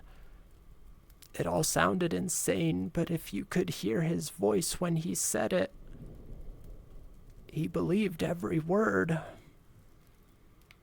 He was right. It did sound insane. Em had a sick look on her face, but she was listening intently. I was beginning to regret hearing about this. The old man continued. He used those girls to do it. His little flowers, he called them. Another shiver went up my spine. I remembered those words. He said it had to be girls because something about motherhood and Mother Nature. They could create life, so they had the capacity to understand life. So he would take them and try to force them to somehow bond with the plants, to hybridize, to become one with them. He had many methods, psychological, surgical, physically grafting plant life onto them, into them. When they would die, he would take the parts he needed and discard the rest into the earth. I almost retched. Mr. Noby steeled his jaw once again. Of course, it didn't work. Nothing would happen. But then he looked into one of his victims' eyes as they were about to die, and he said he saw it. Whatever it was he was looking for. Life, the universe, eternity. He said it was right there in her eyes. He said it was the most beautiful thing he had ever seen. So he took them. Then he started taking all of their eyes.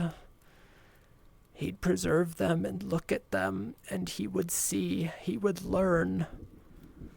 Mr. Noby began to sound less like a man merely relaying the ramblings of an unstable man, and more like an unstable man himself. There was a fanatical tone underlying in the cadence of his words, slowly creeping to the surface the more he spoke. I don't think he was aware of it. This felt like a new man to the one we had spoken to even 5 minutes ago. Then his experiments started to work. He said it all began making sense to him. He made serums, drug cocktails, stabilizers. He took their brain tissue. He tried to wire it into the plant roots.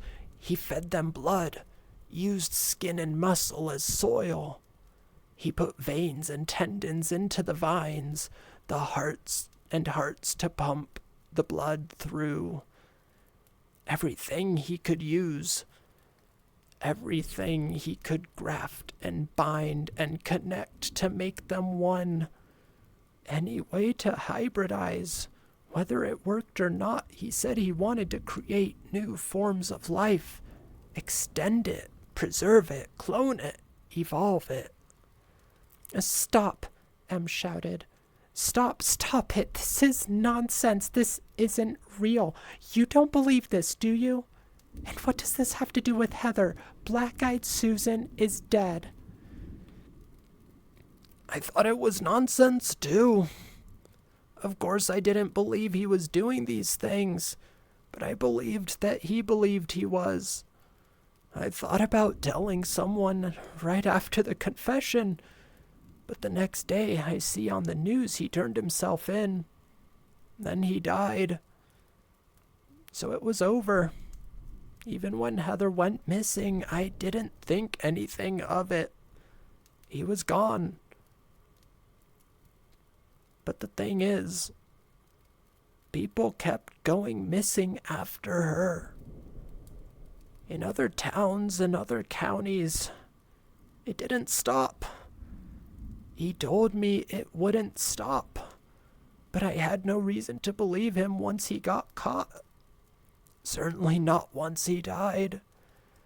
But he told me he had so much more work to do. He told me he found the secret. He said he would make us all see. And, Emily, I see. Dad, only a little bit. I know there's so much more, but I can see it now. It's in the air. It's in the trees. I've seen things that I don't think are real, but maybe they're more real than any of us. And it's growing. It's here. I saw Heather.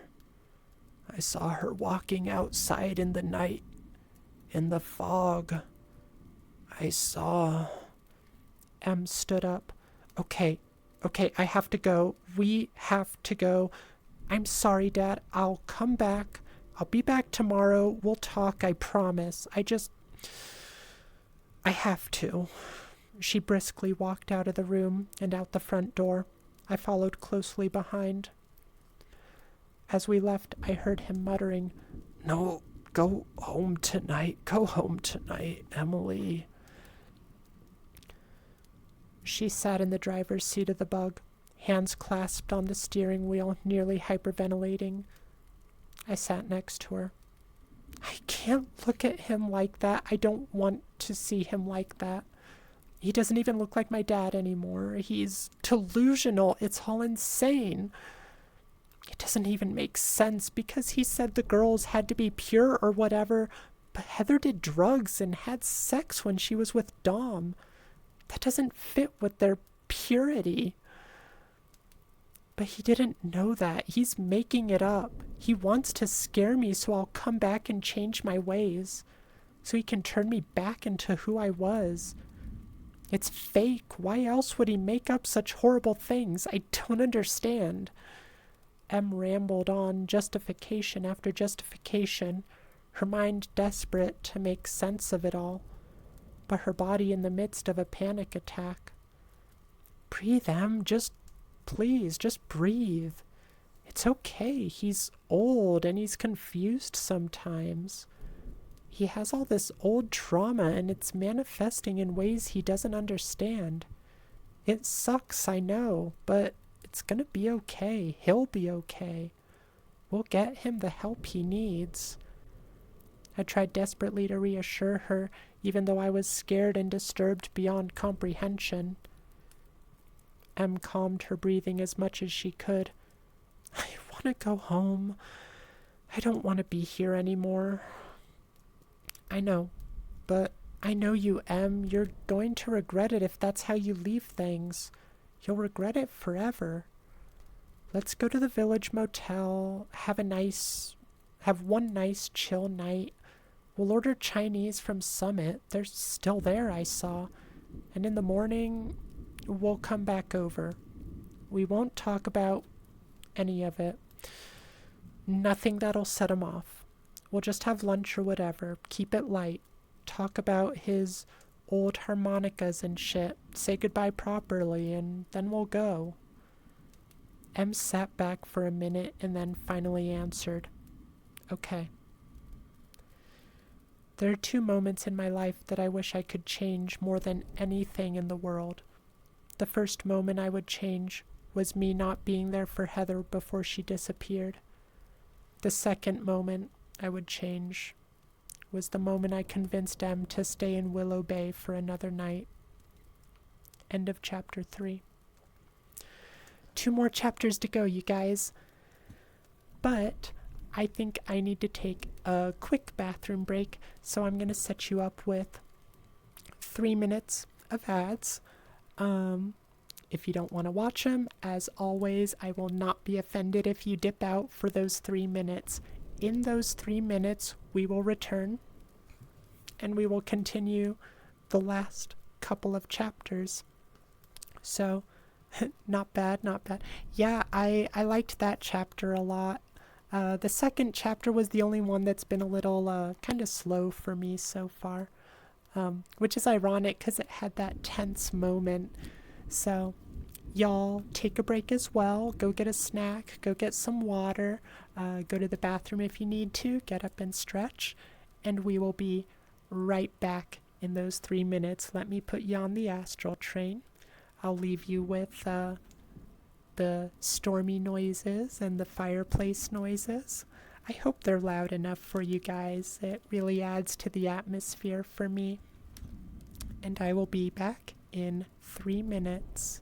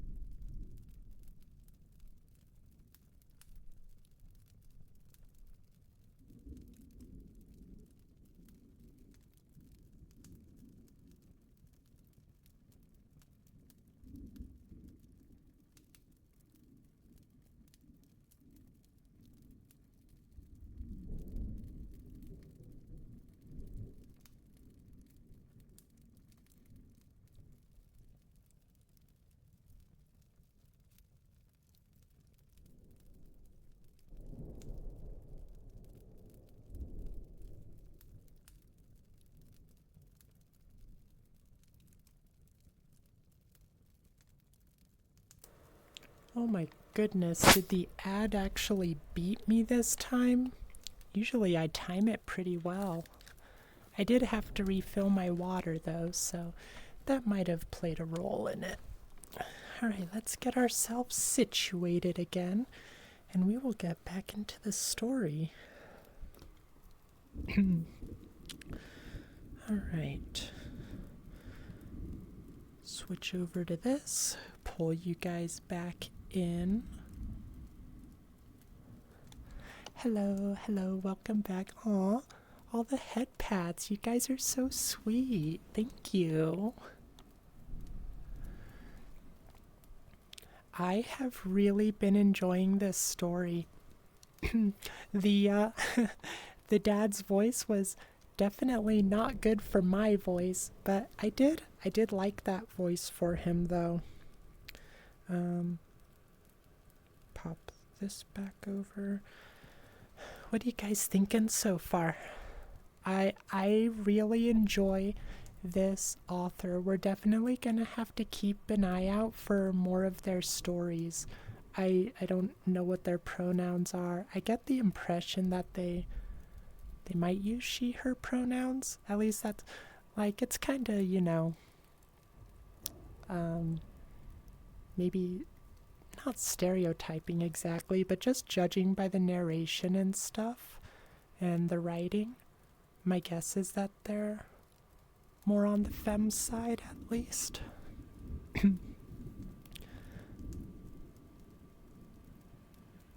Sniper, why does everyone come to you for relationship tips? Bruh, IDK, I haven't had one before. Not counting my ex, we just don't. Well, that says something about you. People trust your judgment. People think you've got a good head on your shoulders. Fog, you have big brain, but I have small brain. I definitely don't have big brain. I got one brain cell, and I share it with my girlfriend. Sniper, you can't lie. You're so drunk. Most of what you've read, you've already forgotten. As long as you're enjoying it in the moment, that's what matters most. But I hope you don't. I know you overdo it, but I want you to take care of yourself, Sniper. J-Pro, you like it? You really like the mystery and build-up?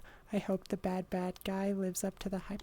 Yeah, I'm hoping it ends well, and I'm hoping there's at least a bit of a supernatural element. At this point, I'm wondering if the plant hybrids are going around stealing people, like all those victims of Black-Eyed Susan.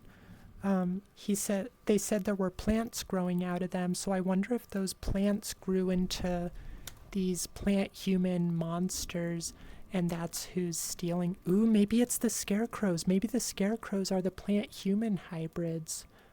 That's something I hadn't considered, but that could be. But I don't know, maybe the scarecrows were something else entirely. Maybe the scarecrows were was someone trying to keep people away from the area. Oh, hi Chome, it's good to see you. Oh, chat hug. Of course, I love giving you guys hugs. Even got a bonus nuzzle.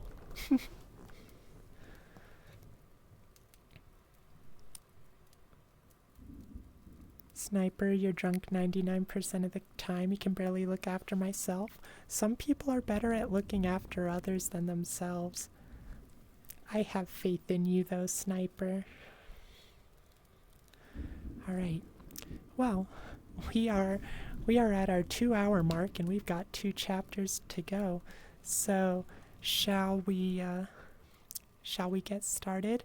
It looks like we're just based on the scroll bar on the webpage, we might be around the 2/3 mark. So this is definitely a long one, you guys. So thanks for sticking with me for it, and I hope you're all enjoying it, whether it's just background noise or you're invested in the story. All right, let's do one hydrate before we get started on chapter 4, and then we will get going. Fog, you just got done playing Fortnite for... oh my gosh, why were you playing Fortnite for 10 hours, Fog? I hope you took breaks for eating and stuff.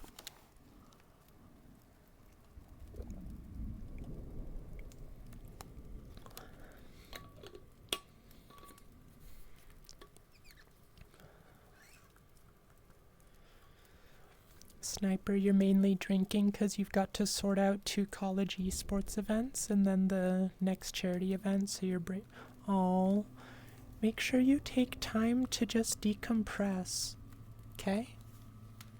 Don't stress yourself out too much, Sniper. Remember, there's always time for yourself. You don't have a life, Fog. I understand that. I have definitely been in the same position. Still, that is a long time to play Fortnite, so make sure you're taking breaks during those marathon sessions. Okay, chapter 4. My job that night was to distract her, to make her laugh and forget the earlier madness. One of the perks of that job was distracting myself, too. We went on a walk down the main street, reminiscing about the shit we got into, the shit I got into. We checked out some of the old shops and some of the new ones. It was difficult for her to lift her spirits with how dreary everything looked under the gray veil and misty haze of the clouds and fog. I tried my best, but I was feeling strange too. It felt eerie here. There was a looming dread, a sense of unease and decay. The people all looked normal enough, but sometimes I felt there were eyes on me. I was used to that to an extent, growing up here and looking like, well, me, invites some crude and judgmental glances. But this felt different somehow. The last time I felt like this was that night at the bog. I tried my best to shake it off. The more I looked at the people, the more I noticed things were off. People looked haggard and a bit confused. A man stood in the doorway to a store with his hand on the handle, but wouldn't open it. He just stared into the glass. Another man I saw walking up and down the same street 4 times. I saw a man just spitting over and over in the same spot on the sidewalk. Another was whispering to himself, though I couldn't hear what. I noticed some similar behavior when we first got here, but I dismissed it. People act weird sometimes. It's common, but it's not this common. Something about this whole place was wrong. I could see it, and I think Em could too, despite how preoccupied her mind was. We turned in at the motel, familiarity laying on our backs on opposite... familiarly laying on our backs on opposite ends of the bed, staring up at the dark ceiling. Do you think any of it was real? Any of what my dad said? Emily asked. I think I believe that confession happened. It just seems too detailed to be completely made up. I think he really did meet the guy. What about what he said? The experiments. Just hearing that word again made me shudder. Em, do you really want to talk about this? I can't stop thinking about it. I feel like I have to. I understood what she meant. It never left my mind either. I don't know. It does line up with how the victims were found, I guess. It's the most awful thing I've ever heard. Those girls, I can't even imagine. I know, but it's over now. It's long gone. But Dad said it's still going. Maybe it is. People are still going missing. Maybe there's a copycat, or he had a partner. If Heather got taken by them, I know it's hard, but you have to let this go. There's nothing we can do. There's nothing we could ever have done. Thinking like this, it's only gonna hurt you. I'm sorry. I'm sorry, Lai. I'm a wreck. Em laid there, not speaking for a while. I could hear her holding back tears. Promise me something, Em asked softly. What? After we get back from this trip? No more 8 years apart. We have to make it work. I'll come see you, and you'll come see me as much as possible. Yeah, Em, I promise. It should have always been that way. I hate that it all got away from us like this, all the time lost. So many things I wish I got to share with you. I regret so much. I hate it too, but we were growing up. We were creating lives for ourselves. I know, but you're my rock. You're my best friend. You always have been. I don't want a life without you in it, Em said, her voice full of warmth and sincerity that I hadn't heard from anyone in so long. It was a good thing the lights were off, because I was beginning to cry. Em still knew how to get me. A part of me really didn't think she still cared all that much about us, about our friendship. I think I tried not to care about it for a long time, so that I wouldn't be the only one caring. I couldn't find the words to say, so I just reached my hand out towards hers and softly held it. I think we both needed it. I fell asleep, still deeply unsettled, but ready to put this all behind us tomorrow. I expected to wake up softly to the morning sun shining in through the blinds, but instead, I awoke in the dark, being shaken by Em. Lai, wake up, Em said in a frantic whisper. What's happening? I croaked. It's Heather. Those words pierced my slumber and I shot awake. What do you mean? I saw her. It was Heather. She's outside. Look. Em dragged me out of bed and I stumbled to the window. She pulled open the blinds for me. I stared out into the dark blue haze of the motel parking lot. It was hard to make out much past the fog. It looked so much denser at night. I definitely couldn't see a person. I don't see anyone. What? No, she's right there. Em looked outside, then darted past me and opened the door. Em, wait. I couldn't get the words out before she was gone. I rushed outside to follow her. She stood in the middle of the parking lot, looking around in all directions. I staggered towards her. My body was still half asleep. Em, just calm down. Come back inside. There's no way you saw. There, come on. Em pointed behind me and then sprinted past. By the time I turned my body to where she was running, whatever it was that she saw was gone. She ran out past the motel and turned the corner. I woke my legs up and ran as fast as I could after her. Heather! I heard her shout, echoing in the distance. I turned the corner, but I couldn't see anything. The fog was too thick. Behind the motel was a small field that led to a sparse forest. I couldn't see anything in the field, so I sprinted into the forest. Em! I picked a direction and ran, shouting her name over and over. The fog only got thicker.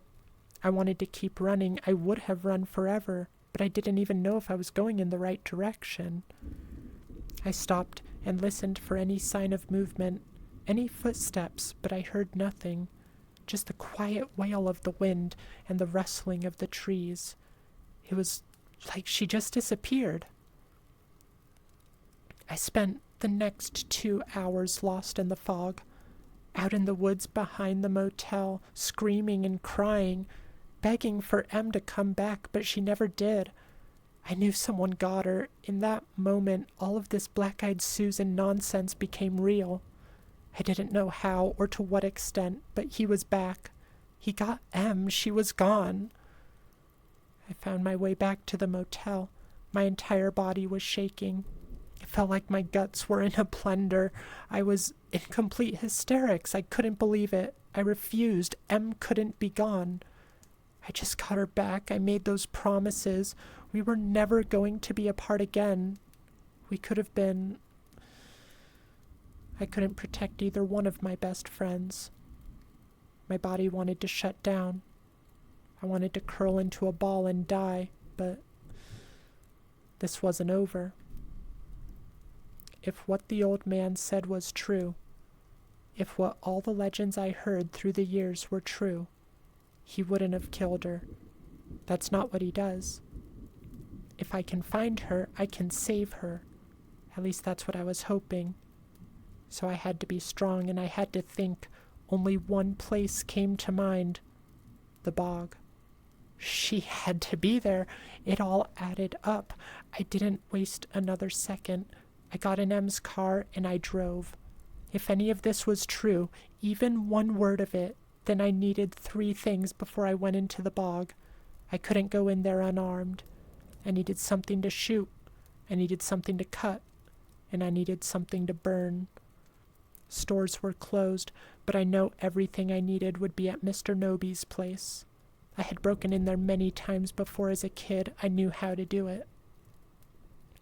My hands wouldn't stop shaking on the steering wheel. I couldn't take a single steady breath to save my life.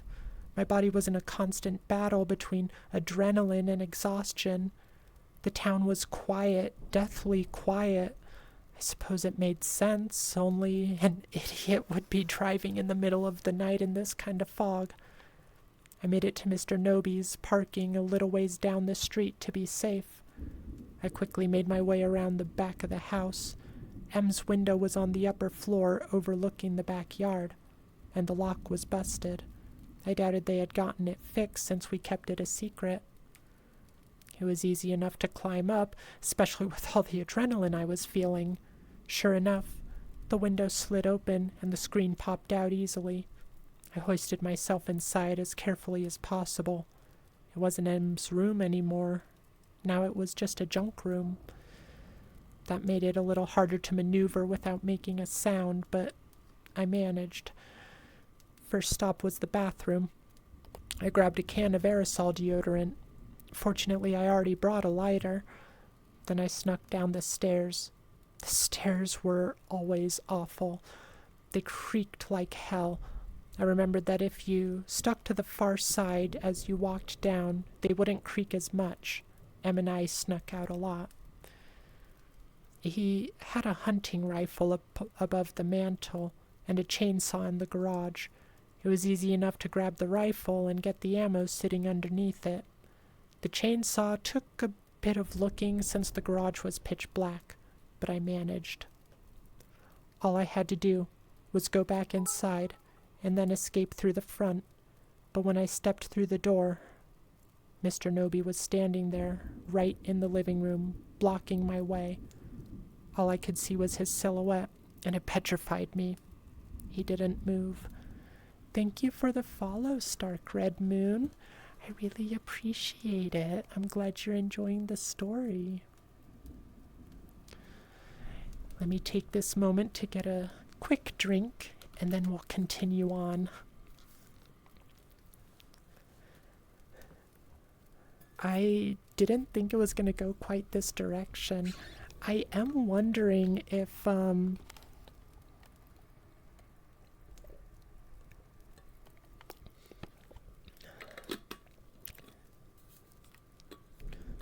the author mentioned that that flowery scent in the air Oh, hi, Wyatt. It's good to see you again.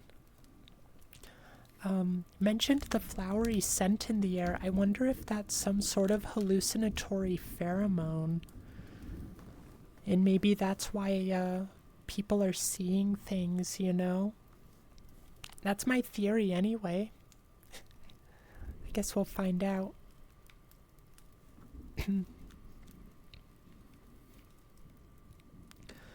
Mr. Noby, I'm sorry, but it's M. He sees you. Mr. Noby spoke shakily. He sounded like he was sleepwalking. She's in danger, please, I have to go, I responded, trying not to sound terrified. She'll be okay. He'll make her see. Then you'll see too. His eyes were closed. I could see that he was in no state to attack me or do anything, really. I cautiously walked past him. I didn't have time to deal with a crazy old man. I opened the front door and took a step outside, but then he said more. He made Heather see. I turned around. He was facing me. His eyes were still closed, but he was smiling now. She was good. She was special. She was so strong. He found a great use for her. I wanted to break down, but I turned back and kept walking towards the car at a brisk pace. He continued to talk.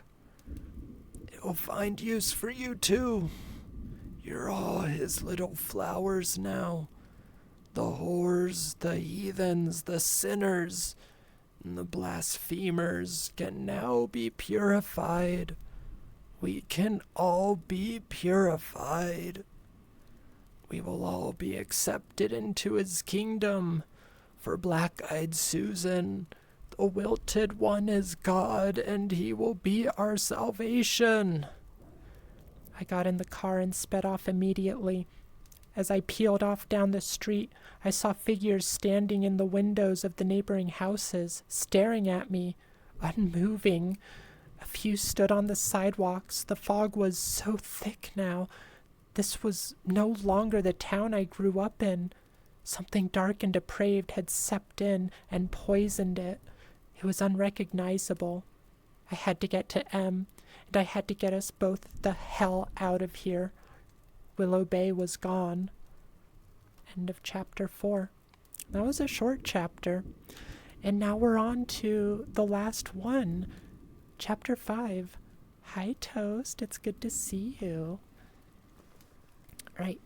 One more drink of water, and then we will continue. I am very excited to see how this wraps up. I get the impression it's going to be like one of those typical, walk in, defeat the evil type of things, but I really hope that it either does it well or it surprises us.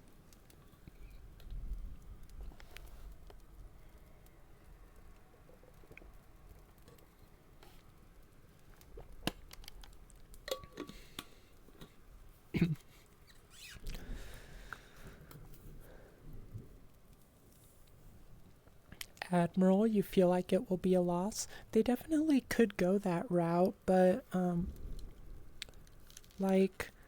the way the author has been narrating doesn't sound like she's been infected or whatever you want to call it, contaminated. So it could devolve at the end, like we could get her devolving into ramblings, but I guess we'll find out. We gotta read and find out. Alright, chapter 5.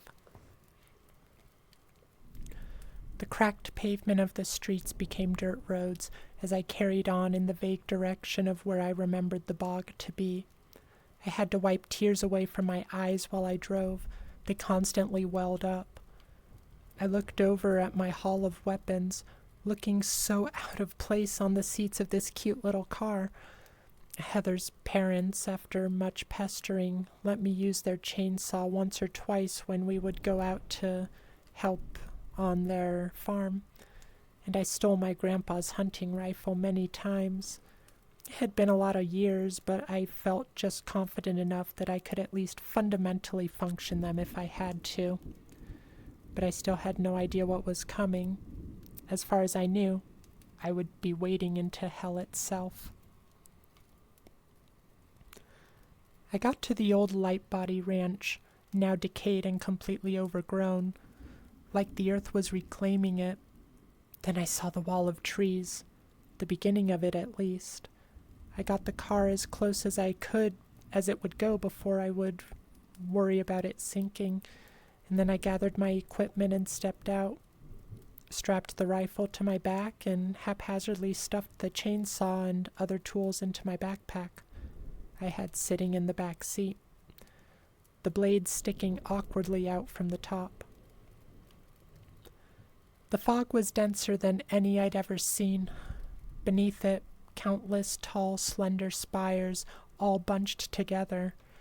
It didn't take long for the old familiar smell of perfume and death to penetrate my nostrils, similar to how the town smelled now, but so much stronger. The ground beneath my feet began to squelch instantly, like the bog had expanded. I had no idea where I was going. There was no way for me to know. I just went forward. I could barely even see the ground anymore, just gray among black. A tree came into view, a tree with an old ribbon tied around it. Suddenly, I was reminded of how scared I was last time, and that fear began to creep into me now.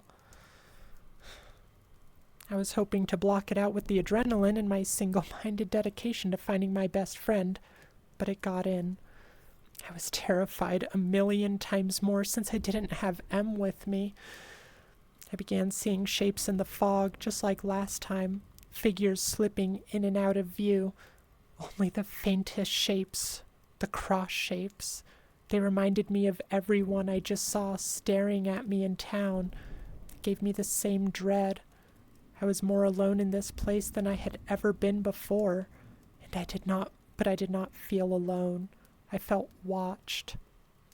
Wading through the vast sinking mud was hard enough without all this shit strapped to my back. Now it was truly nightmarish. I fell over many times, nearly got stuck for good on multiple occasions. The sensation of hands grabbing me and pulling me down into the mud was consistent. Felt like dozens of hands now. I trudged through the unforgiving and deathly cold marsh for hours, lost all feeling in my toes. Finally, I found my way to some solid ground. I collapsed on it and allowed my body to begin producing breath at a normal rate again. My muscles ached and throbbed. I tried wiggling my toes, and after a few minutes I was able to.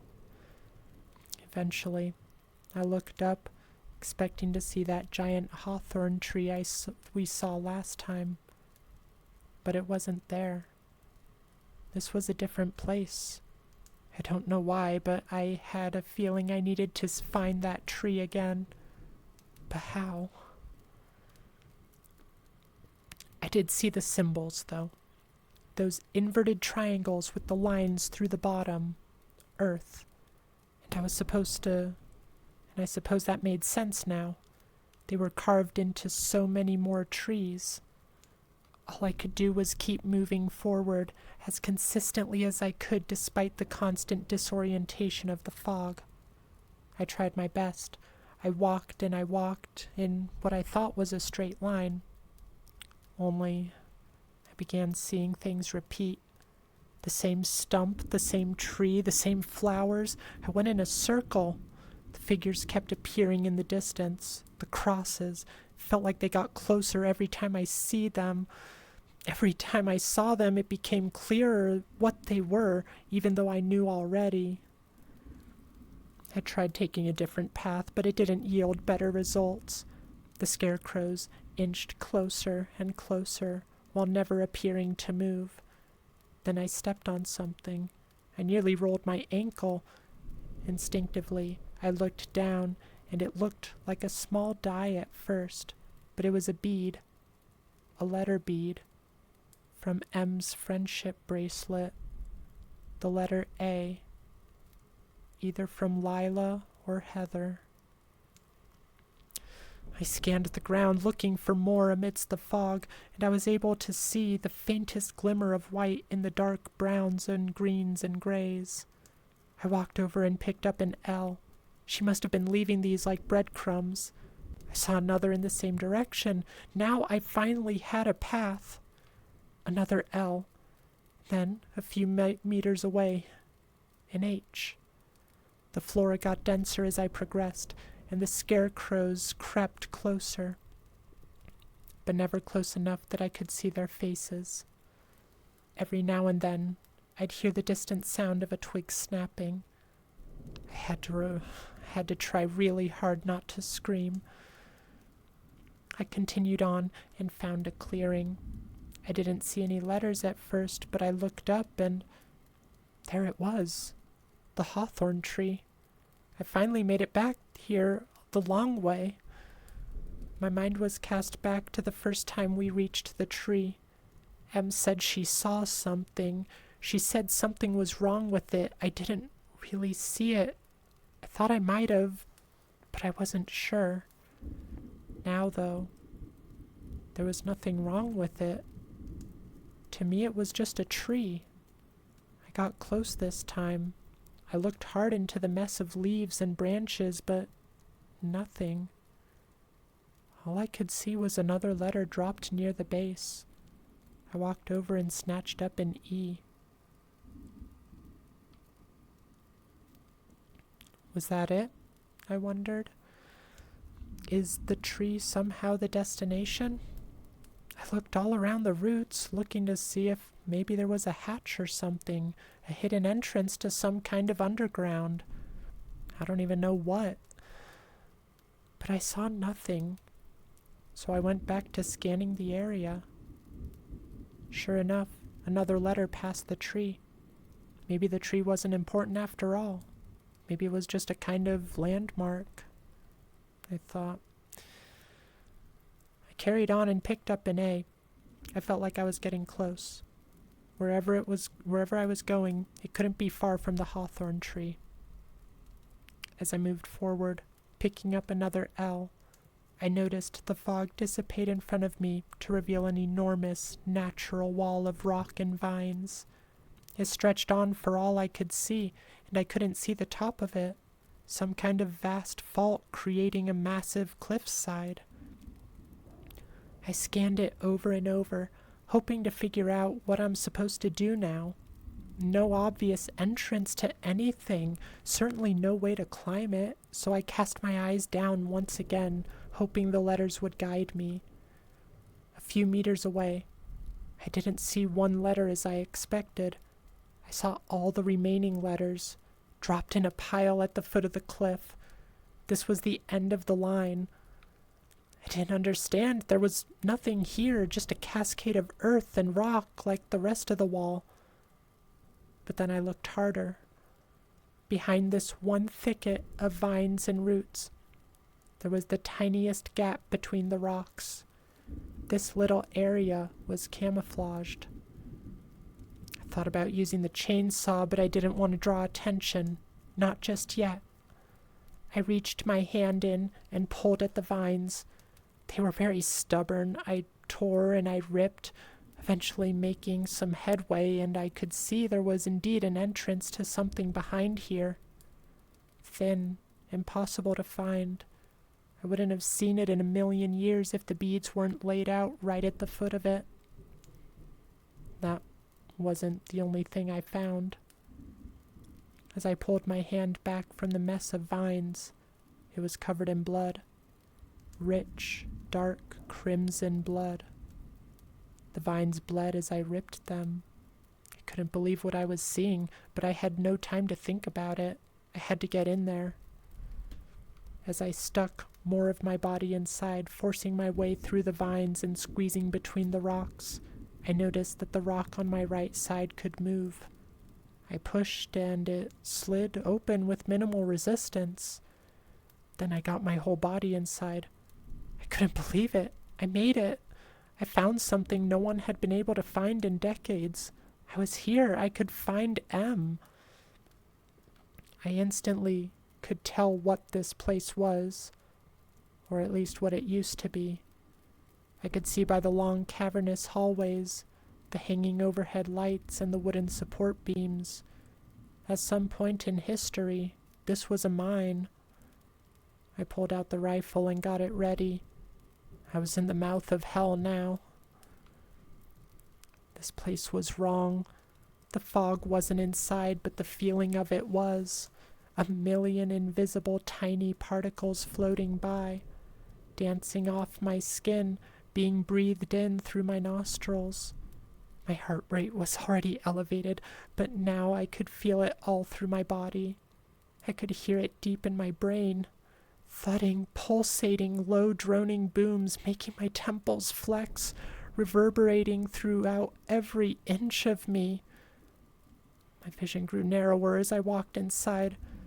The edges turned to static and bright flashing storms of color that weren't really there. Felt like a migraine. Was it the cocktail of adrenaline, anxiety, and physical exertion causing my body to shut down? Or was it this place? The long hallway broke off into many rooms, each one crudely labeled in smudged and faded Sharpie on basic paper stickers, now yellowed and decayed. Some labels overwritten multiple times. I knew I had to check all of these rooms, as much as I didn't want to know what lay inside. The first doorway on the left read admissions.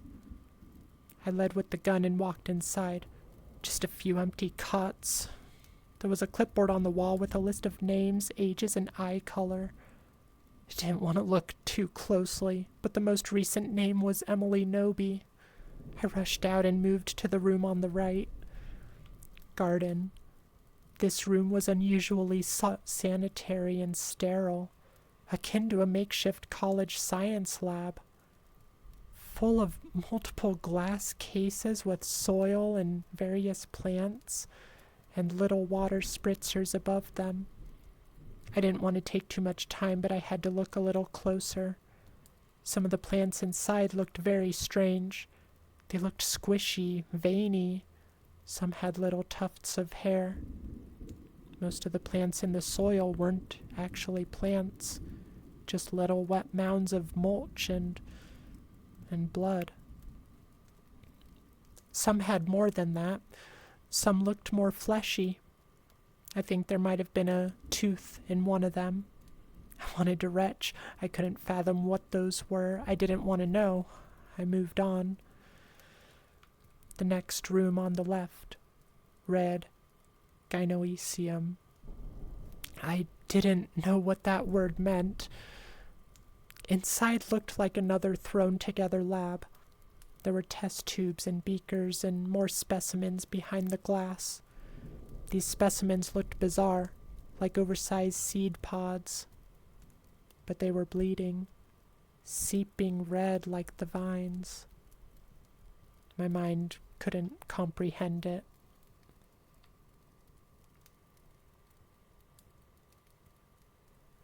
I was feeling queasy and lightheaded as I made my way to the next room. It read, Graft Chimera. I entered and almost screamed. There were people here. 2 people strapped down to cold metal tables. I saw them breathing. As I stepped forward, I couldn't believe what I was looking at. The first person had tree branches growing and protruding out of the side of their neck, puncturing through the skin. I could see them choking, but they wouldn't die. There was even a small branch coming out of their mouth. The second person on the table had the same thing, but the branches were coming out of each of the stumps where their hands and feet should be. Surgically grafted, just like Mr. Noby said. They looked at me. The fear and pain in their eyes was beyond comprehension. They didn't have to say a word. I knew they wanted me to kill them. I'm sorry, I sobbed. I'm so sorry. I stumbled out of the room, tears completely obscuring my vision. I couldn't do it. I couldn't. All I could do was cry and suppress my urge to scream and vomit. I really didn't want to keep going. My legs were made of lead. It took every ounce of willpower to move them forward. A sense of ultimate dread filling my entire being as I neared the next room. I wiped the tears from my eyes and read the words on the label. I wish I hadn't. I didn't think it could get worse, but it just did. I tried to unknow the words. I begged myself, I begged the universe, I begged gods I didn't even believe in for the chance to unknow those words. But there they were. Maternity ward. I glanced inside. It was everything I was afraid of and so much worse. The sound that escaped my mouth was not of my own volition. A row of cots, most of them full, oxygen masks on their faces, various tubes hooked up to various places on their bodies, their bellies. I couldn't see their eyes. Thank God I couldn't see their eyes. None of them moved. They must have heard me, but none of them acknowledged me. They were frail, ghastly. Their arms were practically bones. They didn't even look remotely alive, but they were breathing. All of their skin was pale and gray, with squiggled red, blue, and green veins all over. Those piles of fleshy mulch I saw, was that the product of this? I collapsed to my knees and frantically covered my mouth because I had to scream over and over. Ridley may as well go for a 24-hour stream, you dork. We're almost there. Didn't realize we're almost an hour overtime. Yeah, we are going pretty long with this. We're on the last chapter though, but this does seem to be like a long chapter. Also, I hope you're enjoying the chat or the story, Ridley. I think it's time for another hydration. I really like where it's gone though. Yeah, you are.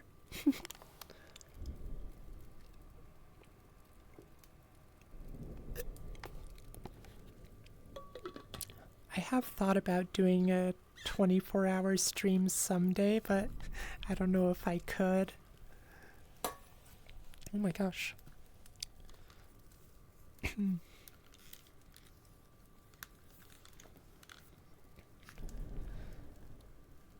No, it's not healthy.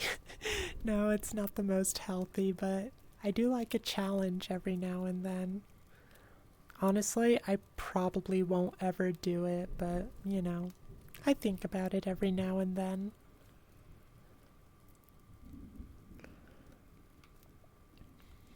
One final impulse ripped through my head. One final command that cut through all the horror I was facing. Get 'em, get out. I leapt to my feet and stormed onwards. Only a few rooms left. I didn't look at the labels and I blocked out the contents inside. I was reduced to base instinct alone. No. I took in no information other than, is M in here? All I know is I saw bodies and I saw flowers and I didn't see M.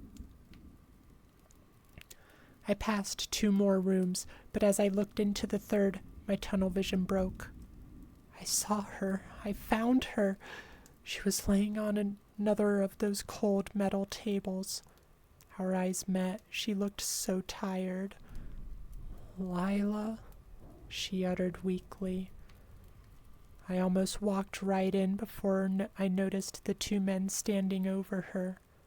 One I knew instantly. Dom. So much anger surged through me, so much hate, so much pain, but not enough to take away from the shock of the other face. I've seen his face before. I've seen it numerous times in news articles all my life. Was it actually him? It couldn't possibly be. But here he was. I was staring into the eyes of Darren Barbeau. A look of shock covered their faces, but after a moment Darren smiled. "My little flower," he muttered in a deeply inhuman and hollow voice. I couldn't let the shock get the better of me. I couldn't freeze. I couldn't allow myself to break. My final impulse took over once again. I raised the rifle, pointed it at his head, and shot. His head tore apart like confetti, exploding into a firework of gore. A sea of crimson with streaks of yellowy green phlegm painted the wall behind him. His body collapsed to the ground.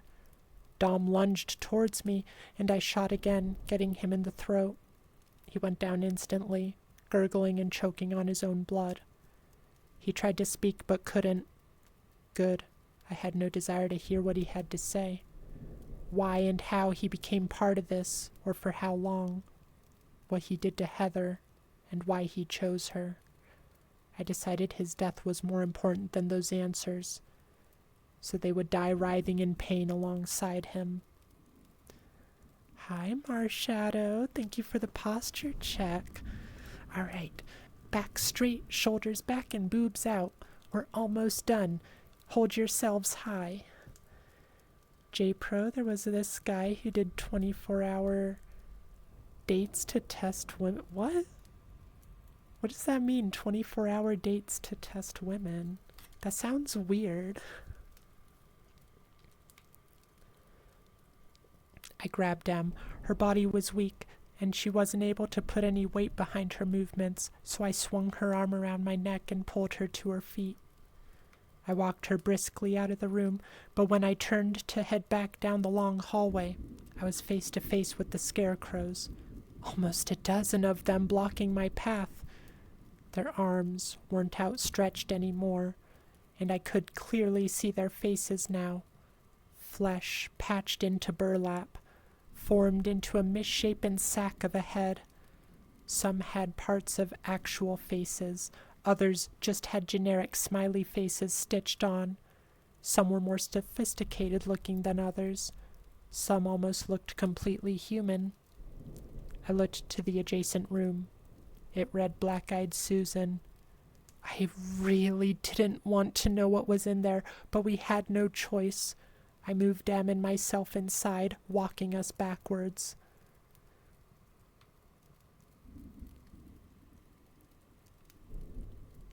I looked to the doorway, letting go of Em and raising the rifle towards it, waiting for them to approach. But they didn't. I don't think they were aware enough to attack. They just moved and watched and waited. I almost felt relief when they didn't approach, until Em screamed the most horrific scream I'd ever heard. I turned around and saw her looking behind us into the room. I didn't want to look, but I did. Rows of chairs on opposite sides of the room, all filled. More people, unmoving, with tubes running in and out of their bodies. Except these ones were different. There were so many more tubes, all pumping in liquids of various colors and consistencies. It also didn't take long to realize these people were not human. Not all the way. Their flesh was patchy and incomplete, and they also had some kind of film all over it, almost like a translucent cobweb or something. Their faces were wrong in every conceivable way. These were the scarecrows. This is where they grow. This is where they imbibe. They look more advanced than some of the ones I glanced in the hallway. They're getting better. They're getting closer to the real thing. They just have trouble with the faces. I had a feeling these were the products of the maternity ward, the ones that worked. These were the hybrids. That wasn't the worst part. The worst part was what all the tubes led to. At the back of the room, it all fed into one more body. I hesitate to refer to it as a body. Sure, it had arms and legs and a torso, a feminine form, but the head. Maybe at one point it was a human head, but whatever had been done to it made it impossible to see as such. I couldn't help but move closer and try to discern what I was looking at. I knew this was Black-Eyed Susan. Not the man, not Taryn Barbo. This was what it was all for. This was the catalyst. This was what made all his delusions into reality. Its head, from a distance, looked like the head of an actual Black-Eyed Susan flower, or a sunflower. Colorful petals all spread out in every direction from the center. Looking closer, the petals were skin. The face was carved into pie slices, peeled back and hung on wires to mimic petals. Beneath the petals, the place where you'd find the sunflower seeds, eyes, dozens of human eyes, every eye from every victim, and I could see the pupils dilating as I got closer. Everything that Darren Barbo learned from the eyes of his victims, the secret of life, now rests inside her, and it's being pumped into all these people, and God knows what else. No. Oh God, it can't be. Em began to cry uncontrollably. I thought it was just because of the horrific sight before her, but it was more than that. So much worse. It took me a minute to notice what she noticed. I almost wish I didn't. On her left wrist, a friendship bracelet. I felt numb. This was too much to process, too far beyond my comprehension. Em collapsed, crying and screaming until her voice went hoarse. I wept silently and unmoving. I didn't have any more breakdowns left in me. I was broken. My heart, my spirit, my will, all of it gone to dust in an instant. I put down the rifle and took off my backpack, setting it on the ground and pulling out the chainsaw. It took 2 pulls for the cord to turn on. It was loud, but I didn't hear anything now. I just stared into the dozens of eyes, and they all stared back at me. I love you, Heather.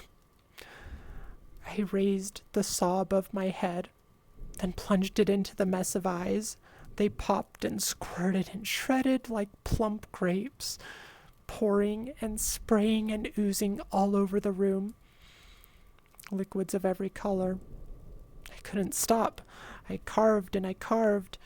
I severed every cord. I turned the head to mush.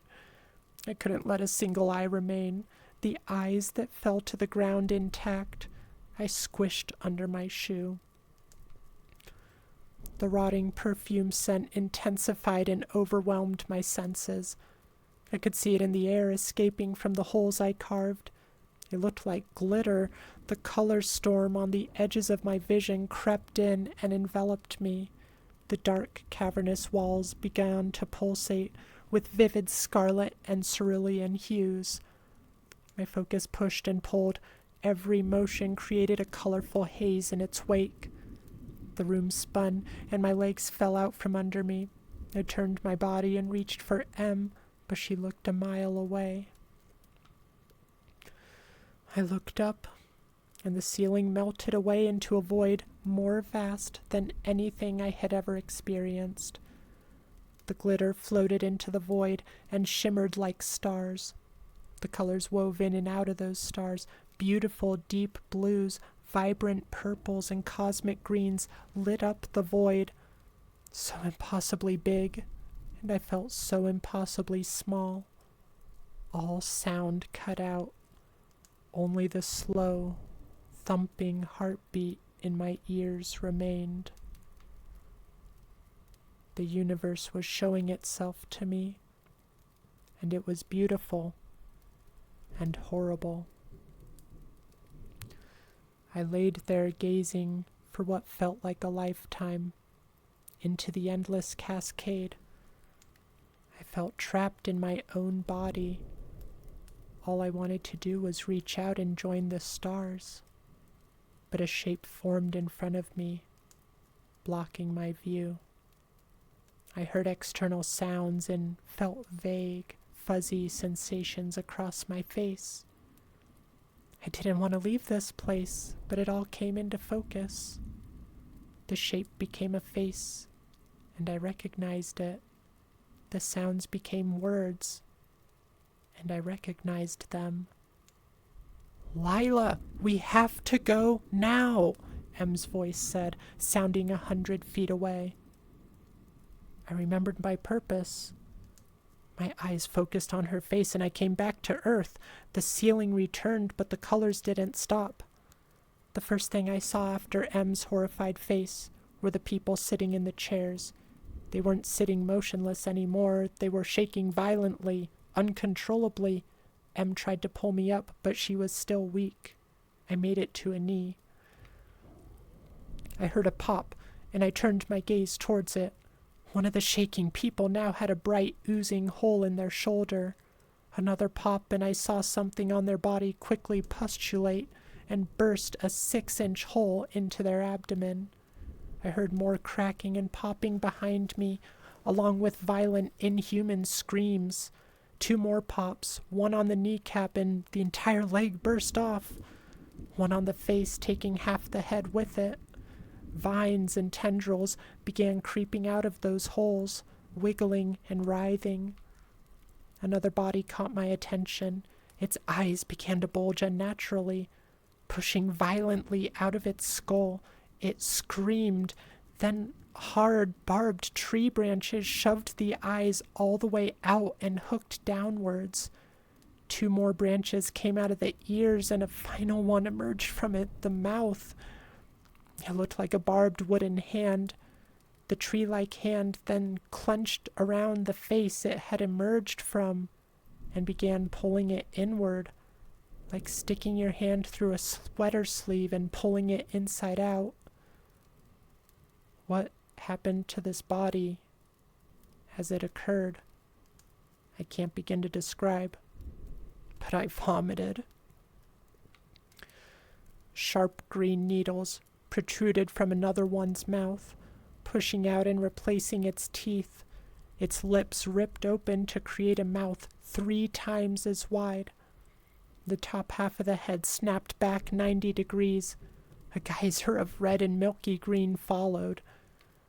Vines and branches ripped through another's abdomen so sharply and violently that the entire bottom half of their body was severed. Another had spider-like branches protruding from the sides of their rib cage underneath their arms, then clasp around their torso and rip it open like a Christmas present. I could only guess that without Black-Eyed Susan, the hybridization became unstable and was violently rejected. They were all being viciously torn to shreds by the atrocity of their own biology.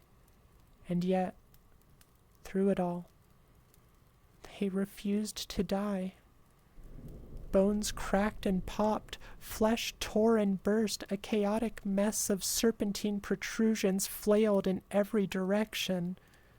The room spun, the deep scarlet haze, the pulsating walls in rhythm with my throbbing temples, the cacophony of pained, inhuman screams. I couldn't imagine hell looking any other way. M pushed me to leave, but I had to do something. I couldn't leave it like this. They needed to die. And this place needed to die. I gave M the saw, and I reached into my bag for the spray can and the lighter. If anything can kill them, it would be fire. I didn't waste another second. They all lit up easy. Their grotesque, mutilated bodies shook and screamed in the wall of orange flame. The writhing, severed pieces inched towards me in whatever way they could, but they went up too. Em and I ran to the door. The scarecrows in the hallway began to jitter and ooze fluid. I sought to put an end to all of them when I was grabbed and tackled by the headless body of Terran Barbeau. Of course he lived. Of course he wasn't human either. He held me down and clawed at my face. The hole in his neck began to bubble and expand. I could see something being savagely forced through it, birthed from it, violently and painfully. As it squeezed its way through, I could see it was another head.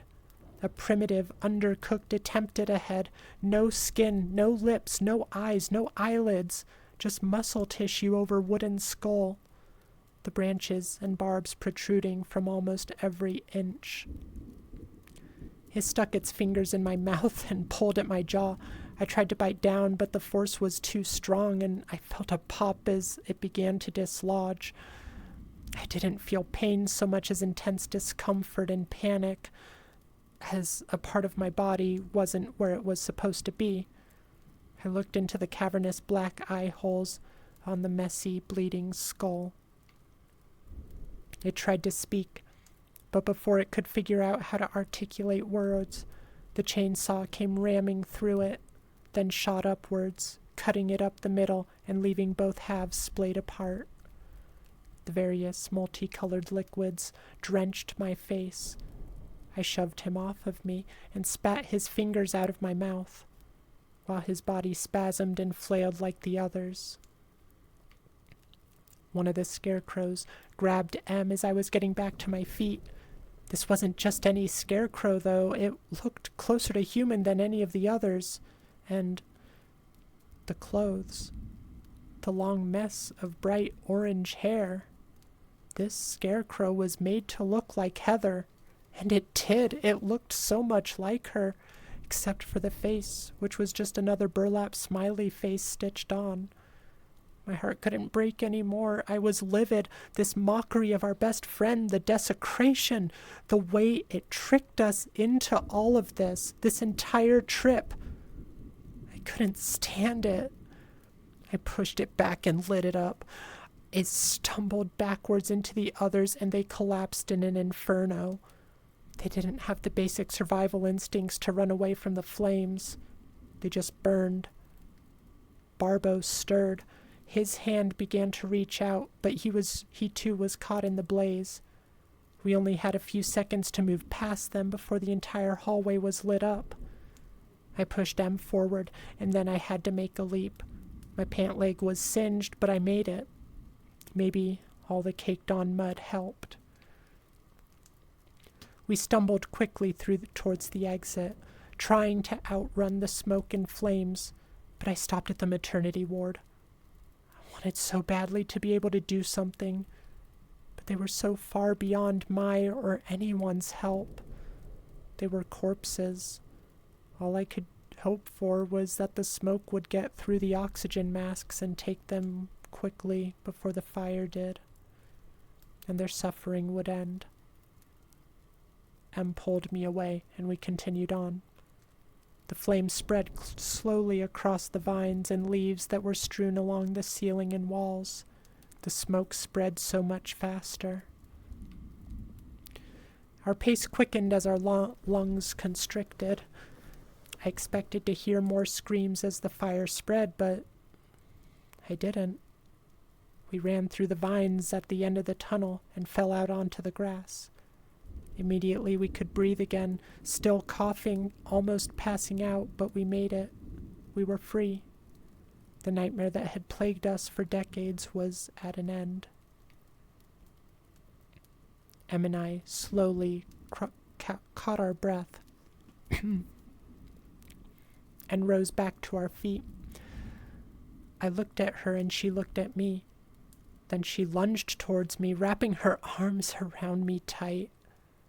I just got my breath back, but it was taken out again. This time I was okay with it.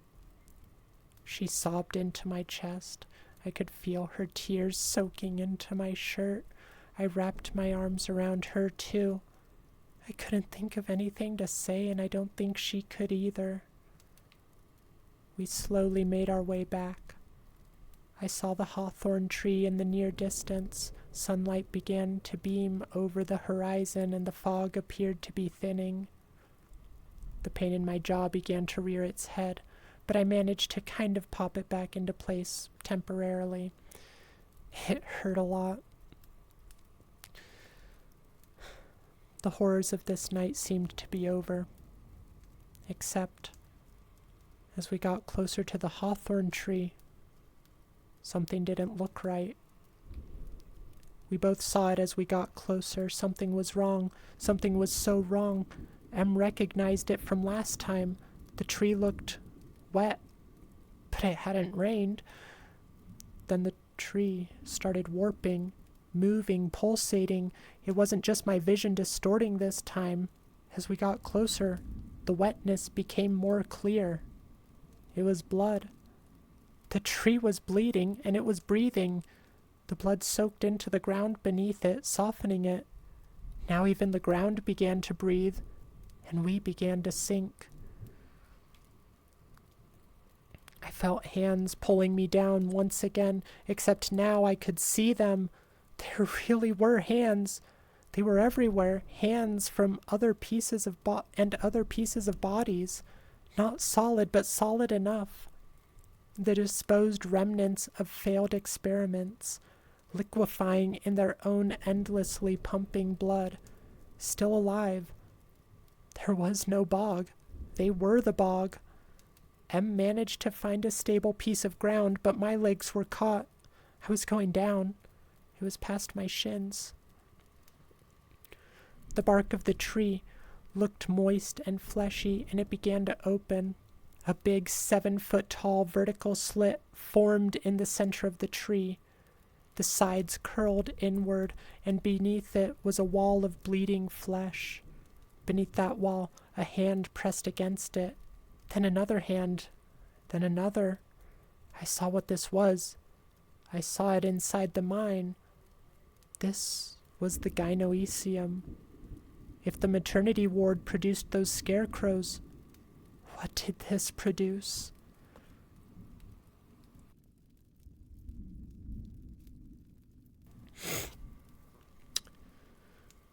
I sank up to my thighs now. The hands reached and tugged at my arms and torso. Em tried, but she couldn't get to me. One of the hands within the tree pushed through. Steam rose into the sky, and a body began to climb out. The body was hairless, shiny, and coated in some kind of translucent slime, but the face was unmistakable. Terran Barbo. As his torso rose over the threshold, it didn't give way to a bottom half. The flesh continued into a big mound. More arms and legs sprouted from the mound. A dozen or more heads, more bodies, all molded together. A big, tangled spiderweb of parts. But even the parts weren't right. I saw a mouth on one of the feet. I saw an ear in the middle of a torso. I saw eyes coming out of a shoulder. Everything was wrong. This wasn't how it was supposed to be. Killing Black-Eyed Susan sent everything into madness. I was unable to look away from the grotesque sight before me, but then I heard the chainsaw. Em started it and was carving through the mud around me, shredding hands and tendrils to pieces. I saw teeth and parts of bones flying all over. The sinking eased up, and I was able to climb a few inches. The mess of limbs, bodies, and heads stumbled out of the curtains of bleeding flesh without end. With every movement it made, it revealed more. Em screamed, not a scream of terror this time, but a scream of rage and desperation. She ran towards it with the chainsaw in hand. I continued to slowly pull myself out of the mire. All I could see were pieces flying, and the now familiar sight of waves of red and spurts of pale green ooze spraying and popping and exploding. It rained upon me. Every single mouth on the abomination was screaming, but M didn't stop. I managed to pull myself completely out, and I ran over to M. I grabbed her from behind and pulled her back, then turned to face the creature myself, or what was left of it. Now just a quivering pile of bloody pieces. A mouth in the middle of a stomach began to open, looking like it was trying to speak. Little. I flicked the lighter and sprayed a ball of fire into it. The pile lit up and screamed, then I sprayed all around the tree. It took time. It pulsated and it oozed more and more blood, but it went up. I saw the hands in the mud violently shake and fall apart. We staggered back and watched as it burned. Both of us were coated head to toe in all sorts of putrid mess. Smoke filled the sky, but the fog faded, and the sun was fully shining. It was finally over. I reached for her hand, and she held it once more. We waded through the forest and the marsh, no longer feeling the pull of the liquid flesh, and came out on the other side alive. We found M's car right where I parked it, and we left. There wasn't a lot of conversation as we made our way back into town. We were both just too tired. Our sanity had been stretched beyond its limit, and we had no idea how to process it. We stopped at the motel, and I had the best shower of my life. We got changed, trashed our old clothes, and hit the road. I thought about staying at the motel, resting a while, but we needed to get out of this place. Em decided to go see her father again before she left. I was very hesitant, but he seemed to be doing better. Everyone did. The fog was gone. He didn't appear to recall anything of our interaction last night. Nor did he care to bring up anything about the day before. They parted ways amicably. Em kept it together well. We left the town, and a massive weight lifted from my chest. We were on our way home. Eventually, Em broke the long, incredulous silence. I'm sorry, Lai. I'm so sorry I dragged you into all this. No, I interrupted, but Em continued on. It was so selfish after all these years to make you come up here, to bring you into all my problems. I almost got you killed, or worse, I don't even know. You couldn't have known. How the hell would you have ever known? It wasn't on you. Don't do that. I can't stop thinking about it. It's all that's in my head. I could hear Em about to break down. I wasn't far off either. I know, I can't either. Let's just not talk about it right now, okay? We only have a few hours left together, and you're right, I don't want this to be how we end things. Yeah, I responded solemnly. I realized I didn't want this to end. Lie? Em asked. Yeah? Can we do your playlist?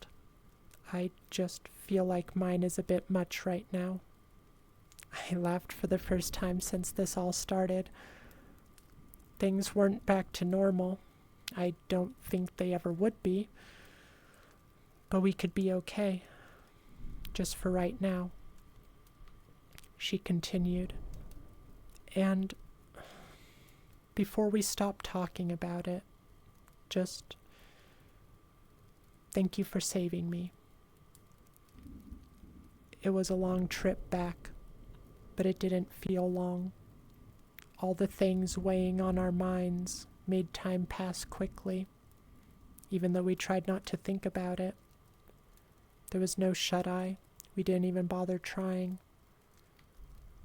Before I knew it, Em pulled up to my building. We both got out. I gathered my bags, and we stood on the sidewalk. Neither of us felt ready to leave the other, especially me. So I persuaded her to come up to my apartment, have a coffee for the road. I knew my place looked like shit, but I also knew Em never cared about all that. She spent lots of time in my shitty place as a kid. More importantly, after everything we went through, who cares?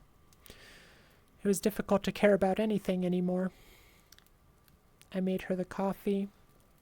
There still wasn't much to say. Or there was still so much to say, but I didn't know how to say it.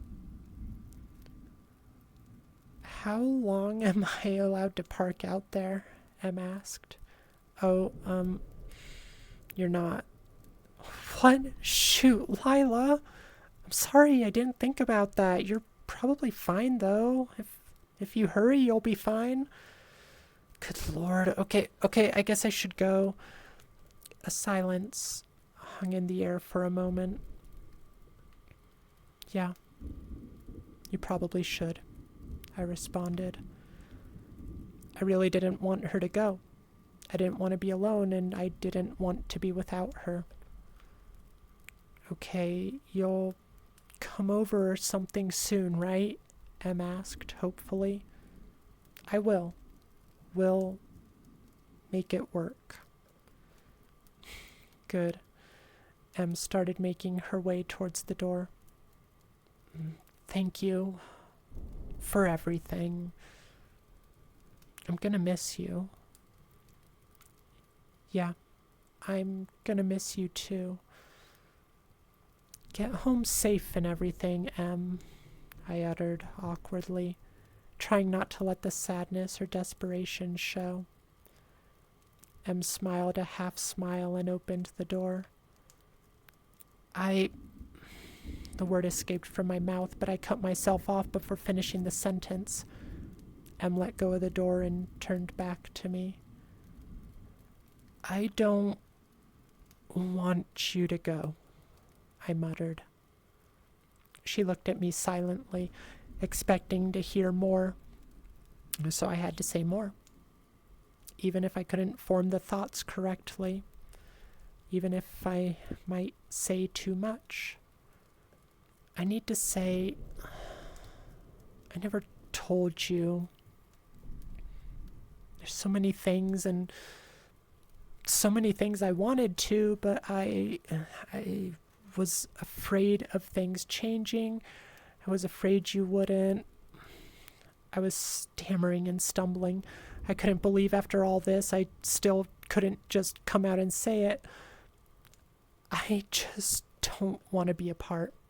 I don't want to be alone, especially after all this shit, and I can't let you go without telling you because I almost lost you and I just can't.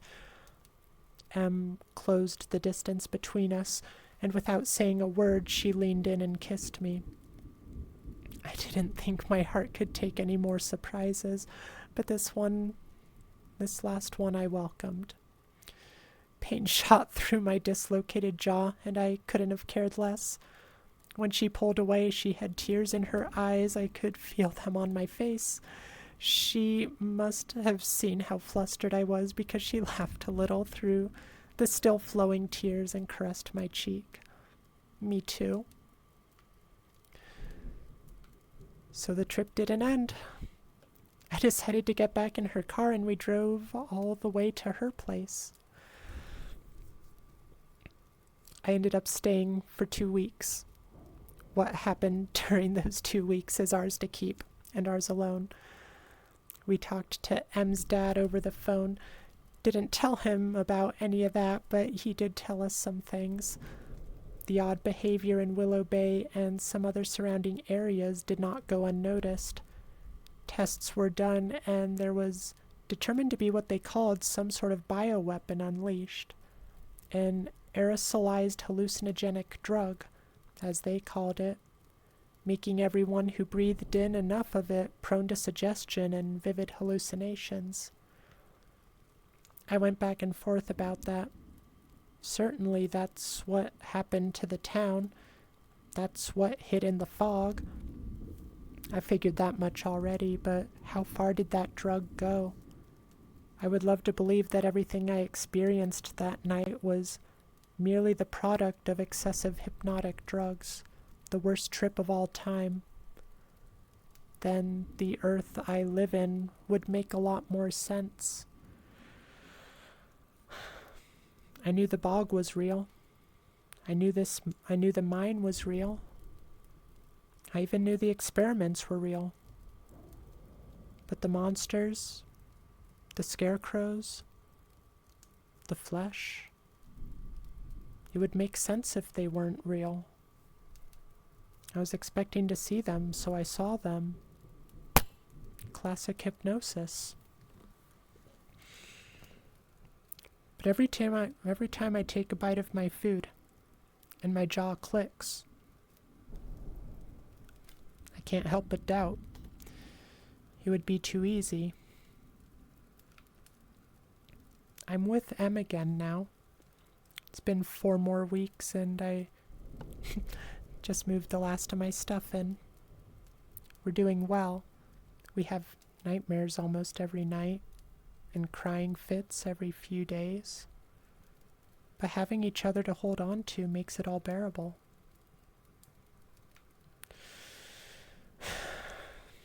So that's the story of Black-Eyed Susan, of Darren Barbeau, of the untold and unthinkable horrors lurking in the dark. Beyond the edge of perception, comprehension, and sanity, mine's just one tale of one little corner of the world. You might not know it, but your corner might have a monster in it too. Stay safe, everyone. Tell the people you love that you love them. I have to get back to M now. We were planning a trip to somewhere cold. We might not end up going, though. She's been very nauseous these past few days. So we'll see. The end. I loved that. I think that's one of my favorite stories we've read on here. And even though it was very long, we're 3.5 hours in. Story was awesome. You'd honestly like a continuation. I don't know. I would like other stories set in the same universe. Like they kind of hinted at that with the mine's just one tale, you know?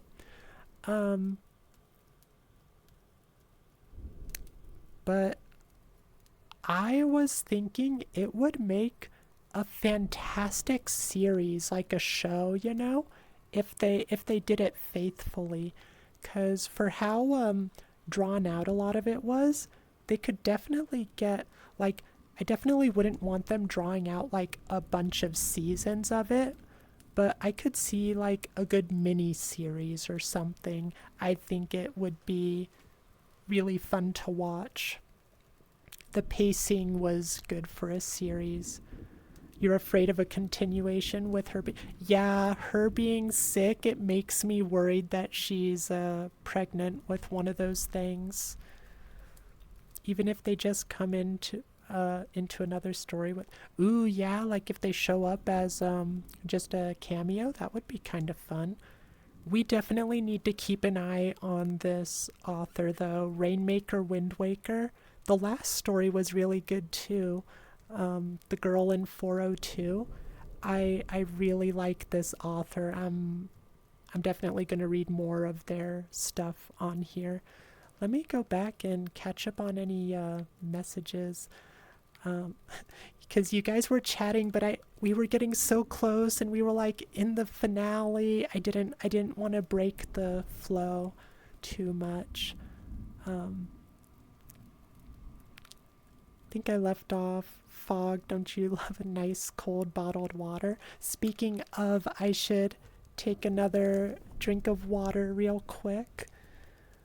J Pro, basically, if you didn't make it 24 hours, you weren't for him. Makes no sense to me. This one girl made it 23 hours, but oh, seriously? He was expecting people to watch all 24 hours with him? I hope he was just joking about that, because that's not very cool.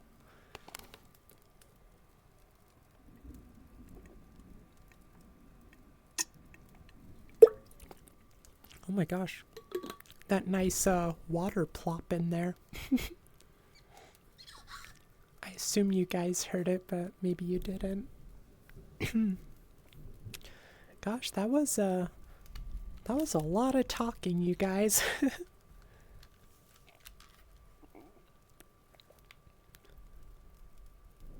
Oh, the 24-hour date thing. Okay, I forgot about that. All right, I got it now, J Pro.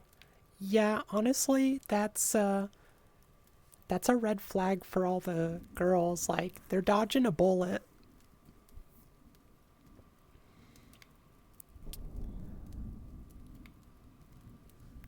Sniper, this is a weird story.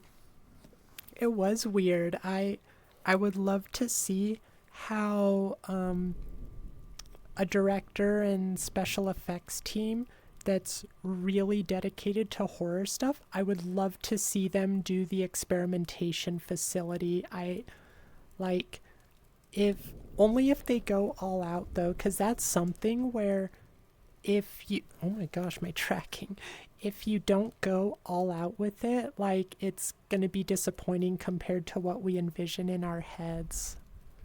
I did think they went a little too much into describing different stuff happening when, like, heads were exploding and stuff. Like, I get they were trying to show, like, all the chaos and they had a lot of ideas for stuff happening, and I do love to see that stuff, but that's one of the things where I think that would be better in a show, and maybe they were picturing it more visually, because, like, seeing all that stuff happen at once would really add to the chaos.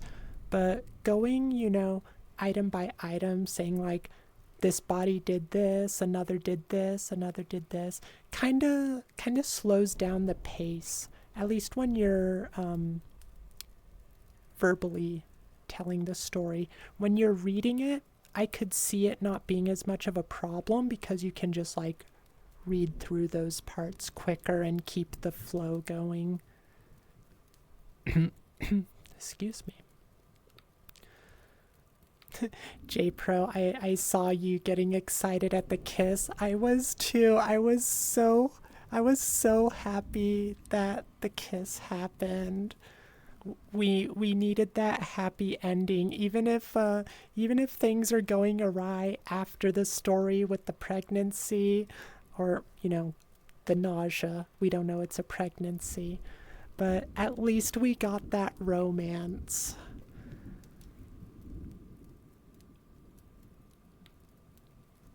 Sorry, I'm scanning through chat. Oh, Derpy, I think the metal clang, was it when I was putting my water bottle back? Because I think it was me hitting my glass jar that I use for ASMR. Fog, please forgive you for missing 1 or 2 minutes of your stream. Oh my gosh, I don't need to forgive you for that. You don't need to apologize, you dork. I think going forward we will continue doing our spooky scary Sundays in the reading and writing category. It makes more sense, and I think we did have a bit more of an audience for a lot of it. Sniper, your brain El Hurto. Derpy, yeah, it was good. You're really glad that this story helped reveal the evil of scarecrows. I love scarecrows as a horror thing. They're so good.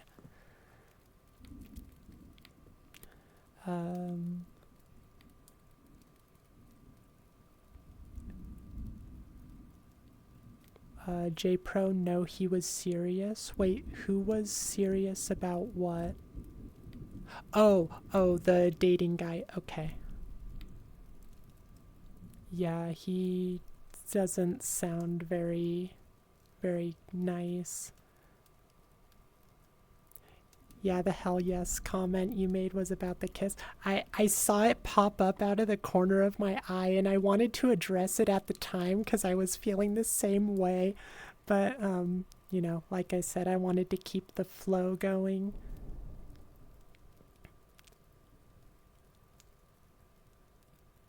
Oh no, tummy grumbles. I didn't notice the tummy grumbles. Oh my gosh. I am hungry. It's 7:30. Oh my gosh, I can't believe you guys heard tummy grumbles.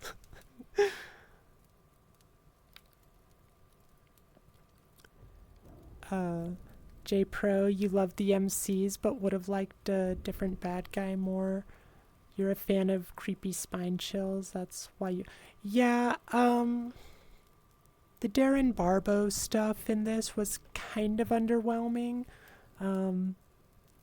Sniper, you missed a kiss? Yeah, you did. You missed a gay kiss. That made it even better. Redeem posture check. Alright. We finished our story. Be proud, everyone. Back straight, shoulders back and boobs out. Get that good posture to show how proud you are. J Pro, you were so anxious. Like, no way y'all are gonna... Yeah, I was just like, what? You guys are just like, well... see you later. And I loved getting to narrate it that way because everything after the action, like the after the climax, the declining action, it was so nice to have that just like exhausted, mellow vibe for a while, you know?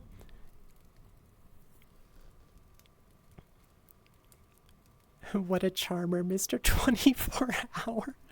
Gosh, we all deserve a Mr. 24-hour, don't we? Yeah, we'll go eat. Should we? No, well, let me see who's on real quick. If there's anyone of particular interest on. Gosh, I sound so judgy when I say that. We'll do a raid if anyone particularly intriguing is on. Why do you miss the good stuff? Aw.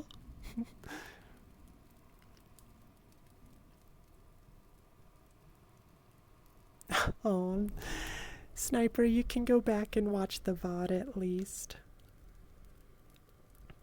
Okay. Oh my gosh, be quiet. I hate it when it does that. Okay, let's see. No one really pops into my mind. J Pro, who is it? You?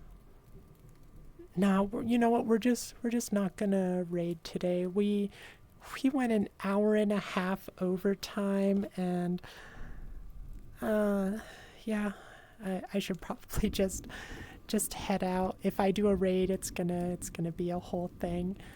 Cafe Cat Kuro, J Pro, you're on. Yeah, you're on. What am I thinking? Of course you're in the Discord. Would you send that name to me? Just DM it to me so I can look into them and maybe we'll get them rated next time.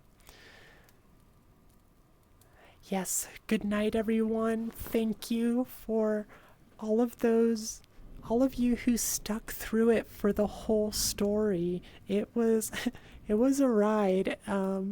But it was one I was very happy to go on, and I think doing it in one stretch made it even better, because, gosh, it was a journey. So yeah, definitely going to keep an eye out for more of this author's stories, and I hope I did the narration justice for them. Good night, everyone. Give you a hug before we go to the end stream. Y'all, go eat some good food if you haven't already. Drink lots of water. Be good to yourselves and each other. And I will see you tomorrow, actually. We're going to do some horror worlds in VR chat. And then maybe like the second half, we'll just do some chilling, just chatting and ASMR and stuff. So I will hopefully see you all then. I love you all so much. Have a great night, day. Have a great time zone. Bye, everyone.